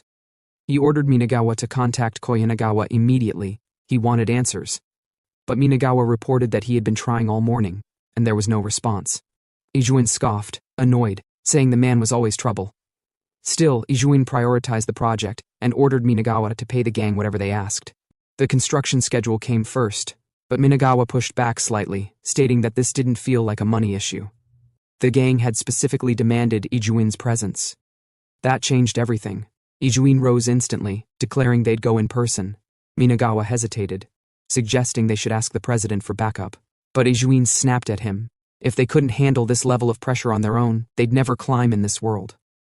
Later, amidst heavy rainfall, Ijuin's car pulled up at the site. He stepped out, umbrella in hand, and approached the gang with caution. The gang leader welcomed him sarcastically, noting that the large entourage meant they must be careful. Ijuin didn't bother with pleasantries. He wanted to know what Koyanagawa was demanding. That's when the gang leader casually tossed his cigarette aside and announced that Koyanagawa wasn't their boss anymore. The statement sparked tension. Ijuin's men were ready to fight, but he held them back, urging patience. The gang leader wasn't done. He gestured behind him and introduced their new boss. A shadowy figure stepped forward, and Ijuin's eyes widened. It was Hanato. He couldn't believe what he was seeing. The same man from the Ogane Casino had somehow overthrown Koyanagawa within a matter of days. That could only mean one thing. The kid back then must be with him too. As he looked closer, sure enough, Shinya was right beside Hanato, holding an umbrella for him. But now wasn't the time to dwell on surprises. Ijuin knew the deadline was closing in, and dealing with Hanato could throw everything off. He asked what this was really about. If it wasn't money, then what? Hanato, unfazed by the tension, said he knew Ijuin was pressed for time and would get straight to the point. He wanted the gold, all of it. The statement left Ijuin stunned. So it had been Hanato behind the mass gold acquisitions all along. Hanato didn't even deny it. In fact, he confirmed it, and claimed that even now, he still didn't have enough. Ijuin, confused and irritated, asked what he was trying to accomplish with that much gold, but Hanato casually brushed it off as a personal hobby. Then he pivoted, reminding Ijuin that the construction schedule mattered more. He even hinted that Ijuin wanted to use this project to prove something to his father. Hanato advised him plainly, if he were in Ijuin's shoes, he'd just pay the territory fee and keep the project on track. Ijuin exhaled slowly, realizing Hanato had done his homework. This wasn't just street thuggery. Hanato knew everything, even how much gold Ijuin possessed. Ijuin asked how much he wanted, but Hanato immediately cut him off. With a cold, serious tone, Hanato made it clear. This wasn't a negotiation. He was demanding the gold, not offering a deal. The air turned dead silent. It felt like ghosts had swept through the entire construction zone. Then, Ijuin broke the tense silence by calling Hanato insane. Even after making concessions, he couldn't believe that someone like Hanato dared to interfere. With clear disdain, he barked at Hanato to get lost. But Hanato stayed composed and made it clear that Ijuin wasn't the only one who knew the future value of that land. He admitted he couldn't take on Ijuin directly, not yet. But delaying the construction, that part was easy. For him and his gang, throwing off the schedule would take nothing. And when that delay happened, the losses would be astronomical. That struck a nerve. Ijuin froze. Inside, he panicked. That kind of detail, the regional development plan, was supposed to be restricted to a handful of top insiders. So how the hell did Hanato know? Who exactly was this guy? Hanato read the expression perfectly. He smirked and taunted Ijuin for being at a loss for words, hinting that he must have hit the mark. Ijuin's face twisted in disgust. He called Hanato's methods filthy, the kind that suited a street rat. Hanato's smile faded.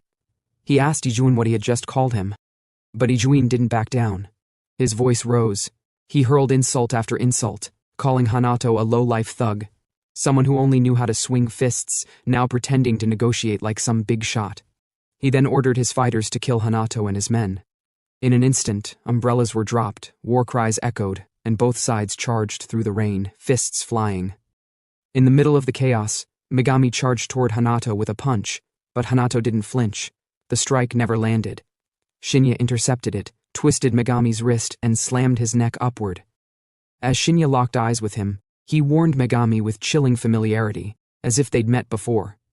That alone shook Megami to the core. He stammered, trying to figure out how Shinya knew him, since they had never even exchanged names. While the fight raged on behind them, Hanato calmly walked up to Ijuin. He grabbed Ijuin by the tie and reminded him. Yes, he was a savage, but he had climbed to this point by risking his own life. Ijuin? Just a spoiled rich brat using daddy's power. Meanwhile, the brawl between Shinya and Megami escalated. Megami broke free and tried to land a punch, but Shinya evaded cleanly and hit him square in the face. Still, Megami didn't go down. He grabbed Shinya and threw him, but mid-air Shinya twisted, countered, and drove Megami's head straight into the flooded ground. Ijuin's eyes widened. He couldn't believe what he was seeing. That was Megami, trained in every major martial art, now lying motionless in a pool of water. He shouted for him to get up, furious and confused. But Shinya casually informed him Megami was unconscious, no point calling. That broke something in Ijuin. Internally he was reeling. Shinya had completely crushed Megami. And now, he was walking straight toward him. Ijuin started planning an escape, but Shinya seemed to read his mind. He mocked Ijuin's thoughts out loud, calling it typical behavior, abandoning allies to save his own skin. That rattled Ijuin even more. Who the hell was this guy? Left with no choice, Ijuin tried a new tactic. He offered Hanato money, saying he'd prepare whatever amount Hanato wanted. On one condition, he wanted Shinya handed over. That brat had been a thorn in his side ever since the casino incident. He claimed the Ijuin family could handle any deal, as long as Hanato agreed. When Hanato didn't immediately reply, Ijuin got cocky again. Internally, he planned to drive a wedge between them, turn Hanato and Shinya against each other.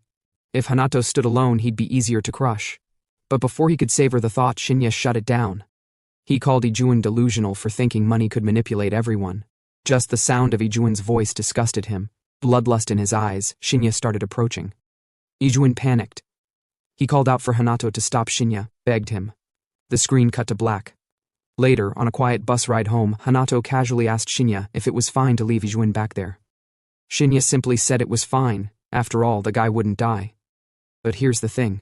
They had beaten Ijuin to a pulp, face swollen, body bruised, and left him sprawled out cold on the wet construction site floor. Back in the car, Shinya stared out the window and muttered to himself that letting Ijuin die so easily would be boring. He planned to make the guy suffer, and this was just the beginning. At a red light, the car stopped. Hanato casually asked Shinya if he really believed Ijuin would hand over the gold without resistance. Shinya replied confidently, of course he would. That construction project meant everything to Ijuin. He wouldn't risk delaying it. Hanato chuckled and said it sounded like Shinya knew Ijuin quite well. Shinya agreed. Then, changing the topic, Shinya asked how the matter he previously assigned was going. Hanato confirmed that if it was about the warehouse, he found a large one in the countryside as instructed. He sent the location info immediately and handed Shinya an ATM card. Shinya looked at it, a bit confused. Hanato explained, it was the organization's funds. Shinya should manage them. The total assets amounted to around $40 million, but only $10 million was on that card. The rest would take more effort to liquidate. Taking the card, Shinya thought to himself, now it was time to start stockpiling. His inventory system was only level 3, which barely held anything. With the beginner crystal stones he'd collected, he could push it to level 10, which meant a storage space of 7 cubic meters. That would finally be enough to handle serious supplies and actual currency. After a moment, Shinya told Hanato to stop the car. Hanato asked where he was headed and whether he needed help. Shinya declined. He was just wandering for now. As for the organization, Hanato should handle things based on the situation. The most important task was retrieving Ijuin's gold and storing it physically in the warehouse. Hanato nodded in understanding. He then asked if he should wait and drive Shinya back once he was done, but Shinya said no. He'd contact him if needed. Then he stepped out of the car and walked away as Hanato drove off. Not long after, Shinya spotted a familiar face, Natsume. She was walking alone through a quiet area. He was surprised to see her here. Even more surprising, she was heading toward Kurazono, the forensics officer. From the way they greeted each other, it looked like a secret meeting. Shinya narrowed his eyes. What business did those two have that needed a private meeting in such an odd place? The scene cut to a private VIP hospital room, part of the Ijuin family's clinic. Ijuin woke up with a start, wrapped in bandages and still bruised from the earlier beating. He cursed under his breath. It had been years since he felt this humiliated. His old gang had gathered around the bed. Iramen asked if the guy who showed up at the casino, Hanato, was now threatening them with the information he discovered. Ijuin confirmed it, but he added the real threat wasn't Hanato, it was that strange student. Megami agreed. That kid didn't fight like an ordinary high schooler, and even stranger, he somehow knew them all by name. Even Megami's name. As if they'd met before. But Ishizaki dismissed that concern. She said their faces were already public enough. It wasn't that shocking that someone young had looked them up. But Ijuin wasn't buying it.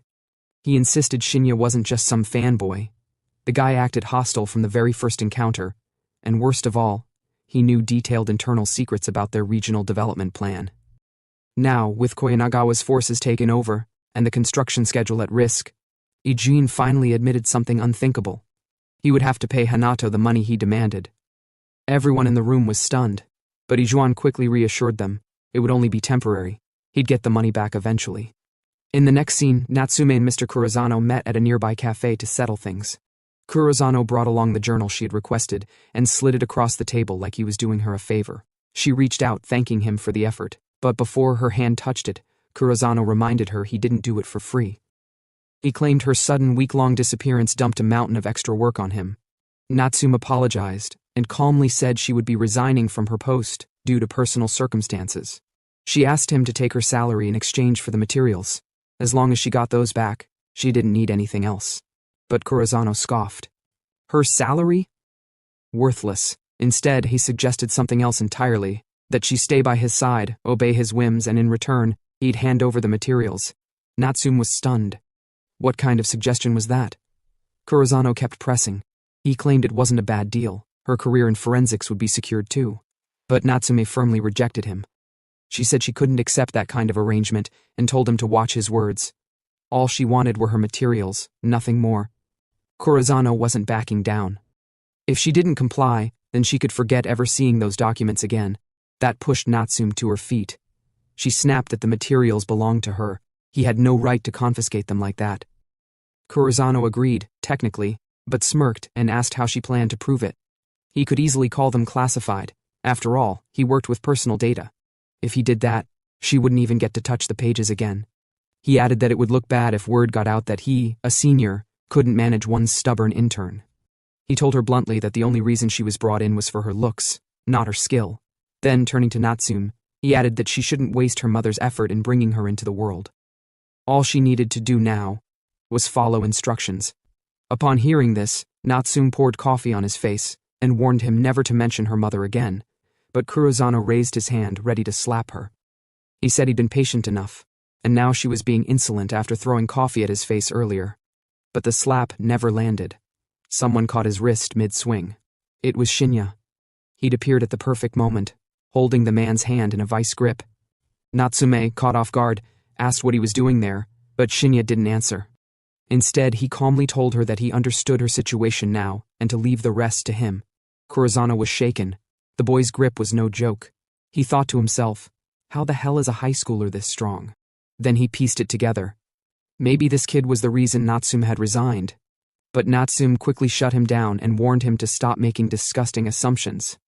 Shinya didn't waste more words.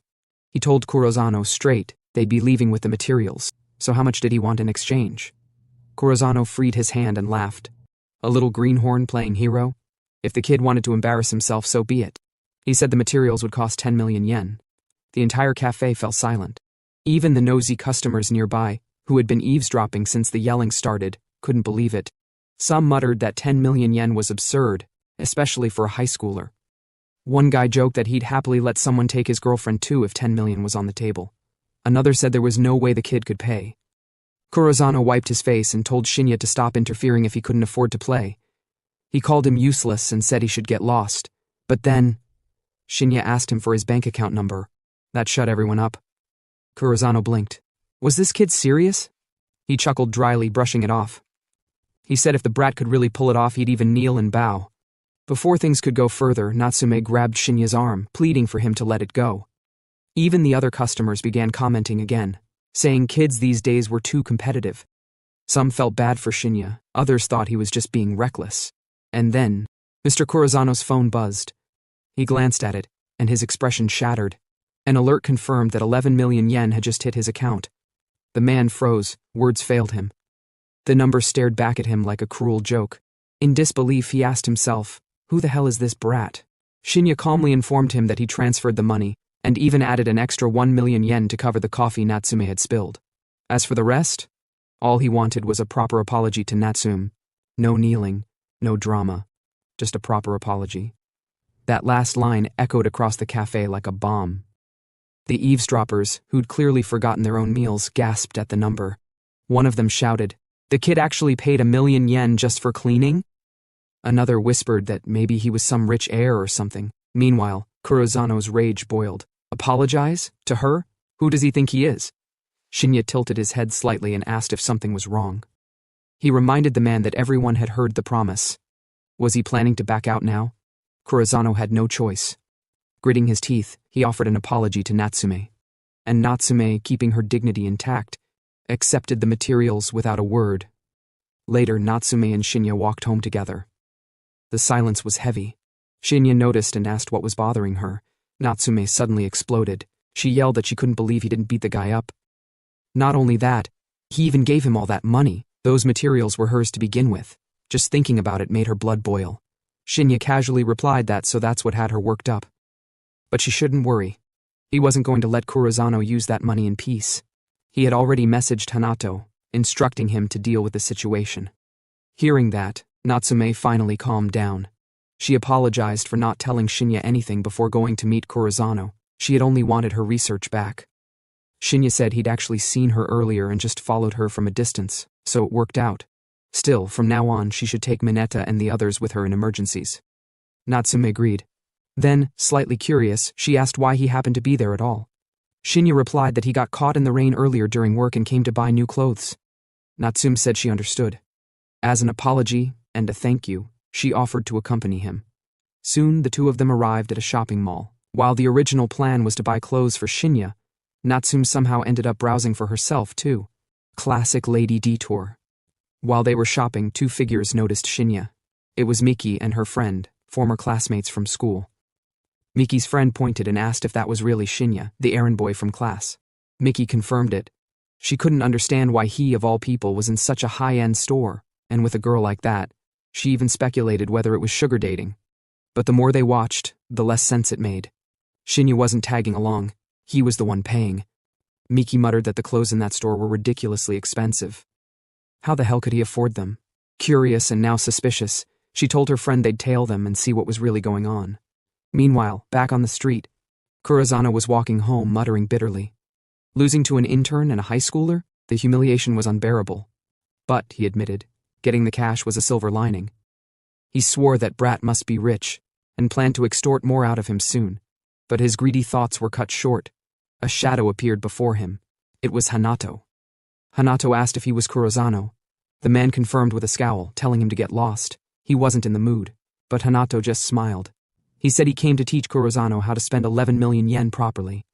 Back in the shopping mall, Shinya and Natsume moved on to another store.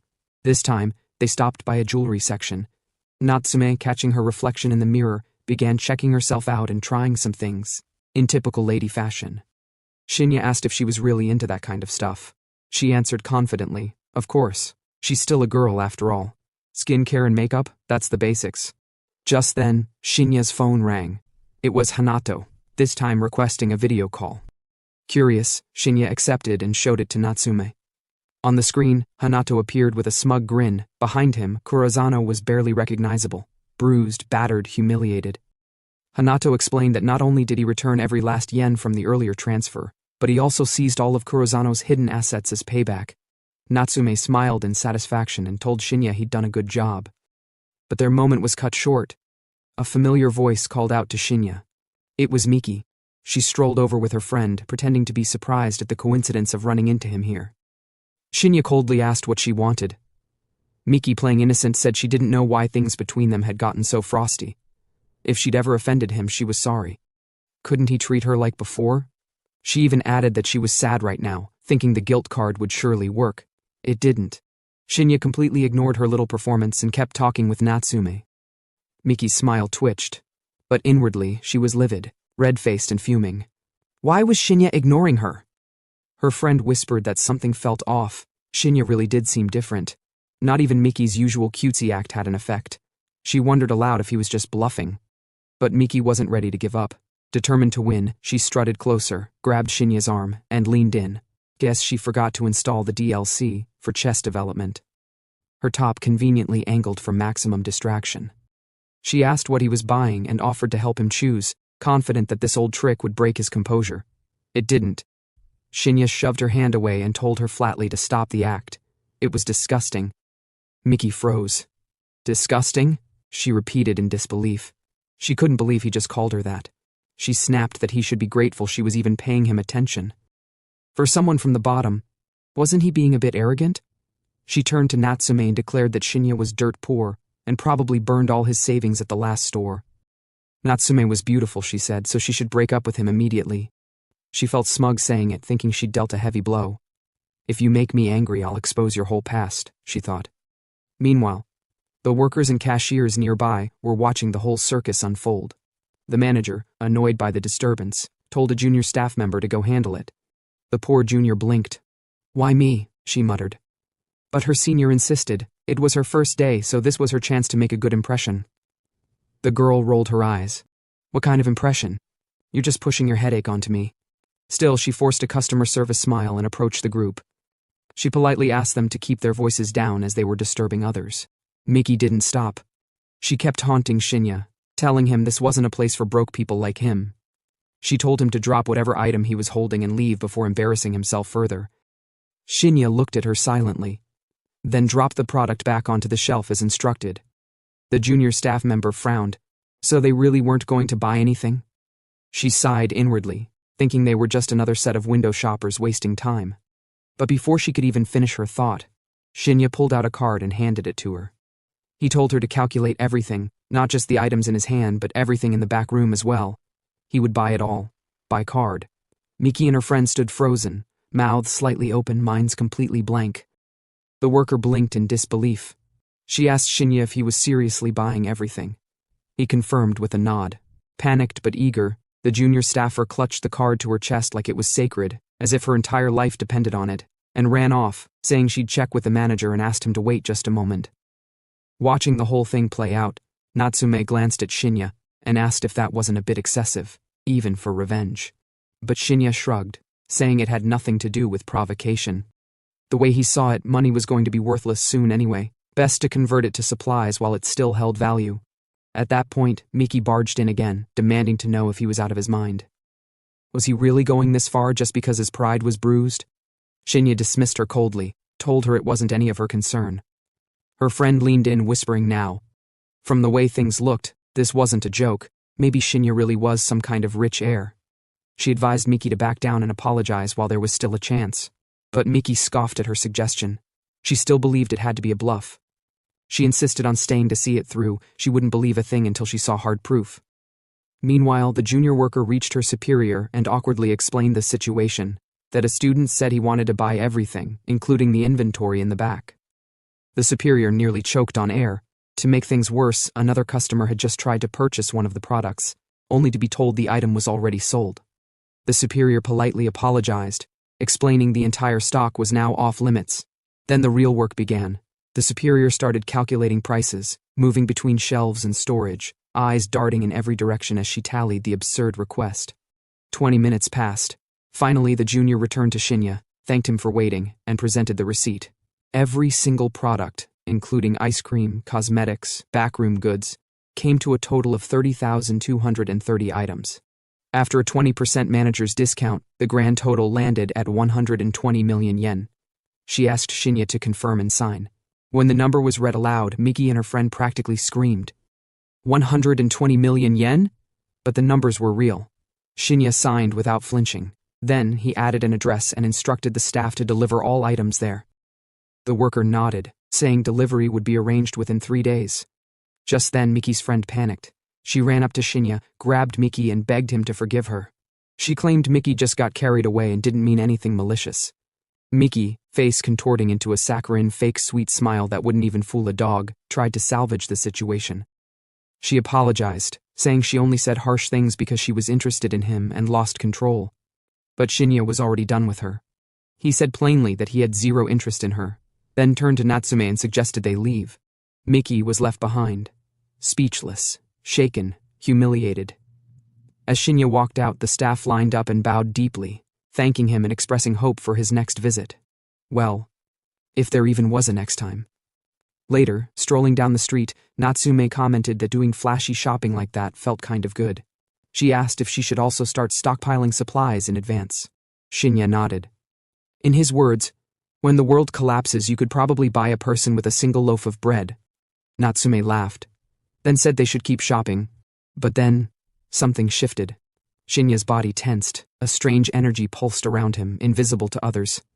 He turned serious and told Natsume to head home first. She was confused, asked what was going on. Shinya only replied that their shopping ended here. A level 15 special zone had just spawned nearby, and only he could see it. Natsume saw nothing. Time became irrelevant. Whether it was minutes or hours didn't matter, because Shinya was already inside, slicing down zombies like weeds. He moved swiftly, efficiently, cutting his way through until he reached the safe house. He noted that level 15 zones didn't trouble him anymore. The system confirmed the zone was now cleared. Just after entering the safe zone, his phone buzzed. Hanato was calling. He reported that the shipment of gold had finally arrived. A full ton. Hanato asked what to do with it. Shinya told him to place it in the warehouse for now. He'd send a shopping list soon. Before hanging up, Hanato told him to wait, but Shinya cut the call anyway and fired off a message with the exact location and quantity of supplies to purchase. Hanato checked the list. When he saw the size of the order, he nearly dropped his phone. This wasn't just a supply list. This looked like Shinya was planning to buy up the entire damn city. Meanwhile, Shinya was already back on the streets, hunting for the next zone. The money and supplies issue? Solved. Now it was time to farm crystals. As Shinya looked up, something caught his eye. A sharp surge of energy pulsed in the distance. Another zone. He stared for a moment, silently acknowledging the pattern. Zones were appearing more frequently now. Maybe the rumors were true. Maybe the apocalypse was finally breathing down the world's neck. So without hesitation, he threw himself back into the grind. Zone after zone. Day after day. Clearing and collecting like a man with no time left to waste. About 1 month later, the time had already run out. Just 1 day remained. Back at the lab, Natsume glanced up from her experiment and asked Mineta if he'd seen Shinya lately. Mineta shook his head. It'd been nearly half a month, no word from Shinya. Not even Hanato had been around lately. Natsume nodded, but her expression darkened. She hadn't seen Shinya once since their last shopping trip. If what he'd said before was true, then tonight was it, doomsday, so where the hell had he gone? And then, speak of the devil, Shinya walked in like nothing had happened, casually telling them it had been a while. Both Natsume and Mineta froze. It really had been that long. They didn't even know how to react at first. Shinya didn't waste time. He told them they were heading out, they should get ready. Sometime later, after a quiet drive, the car pulled up in front of a large compound. Hanato was already there waiting. As they stepped out, Mineta blinked in confusion. He asked Hanato why he was here so early, but Hanato didn't answer directly. Instead, he turned to Shinya and said he'd visited multiple cities and finally gathered everything on the list. He motioned for them to come see for themselves. When he opened the warehouse door, both Natsume and Mineta were left speechless. It looked like someone had looted the grocery inventory of an entire country. Floor to ceiling, stacked with food, water, fuel, medicine, generators, you name it. They turned to Shinya in shock, demanding to know what all this was. Hanato calmly tapped at a nearby laptop and told Shinya the numbers matched. Everything was here. But Shinya asked again, wanting to confirm. Hanato replied that this was only half of it. The rest was stored in a second warehouse next door. He'd practically wiped out 4 major supermarket chains to make this happen. Natsume and Mineta stood stunned. This was more than overkill. This was end-of-the-world preparation. But then Hanato brought up the obvious question. Even if they had all this stuff, how were they supposed to preserve it? Shinya didn't answer. Instead, he asked Hanato where the gold was stored. Then he told Natsume and Mineta to come with him. There was something they needed to see. Over the past few days, Shinya had been quietly conquering zones, grinding from level to level, all the way up to level 50. He had amassed more than enough crystal stones to push his inventory to the next tier, level 40.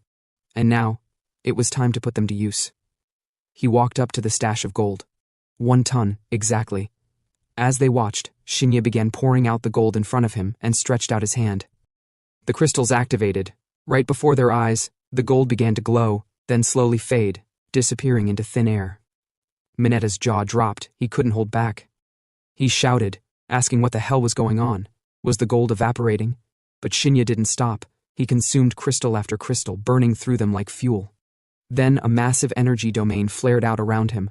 A sage-like voice rang out, announcing, "One gold consumption complete.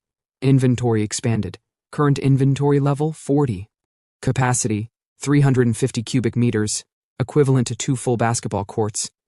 Now they could actually see the storage field where Shinya stood. It was real. Hanato blinked in disbelief and asked what the hell this even was. Mineta stammered, still trying to process whether this was science or magic. Shinya didn't entertain the questions. He simply told them to watch quietly, and then got to work. He lifted one cardboard box and moved it into the glowing domain. Just like that, it vanished. Mineta flinched. The box was gone, as if it never existed. He shouted, trying to figure out what kind of Jinjutsu-level madness he was witnessing. But Shinya stayed focused. He told them there was no time left. Whether they believed him or not was up to them, but the apocalypse was coming tonight. At midnight, the first waves would hit. Special zones would spawn, zombies would crawl out, humanity would shatter, and survival would come down to sheer grit, supplies, and strategy. He explained what they saw was his personal storage inventory. Once the end began, each of them would be able to unlock one of their own, but how useful it was would depend entirely on its size and level. And gold. Gold was one of the key materials needed to upgrade that inventory. That was why he had them collecting it for weeks. Shinya told them the clock was ticking. Only half a day remained until the apocalypse hit. They had until then to prepare. Mineta just stared, stunned. He said this had to be a joke. How could the world suddenly end, just like that?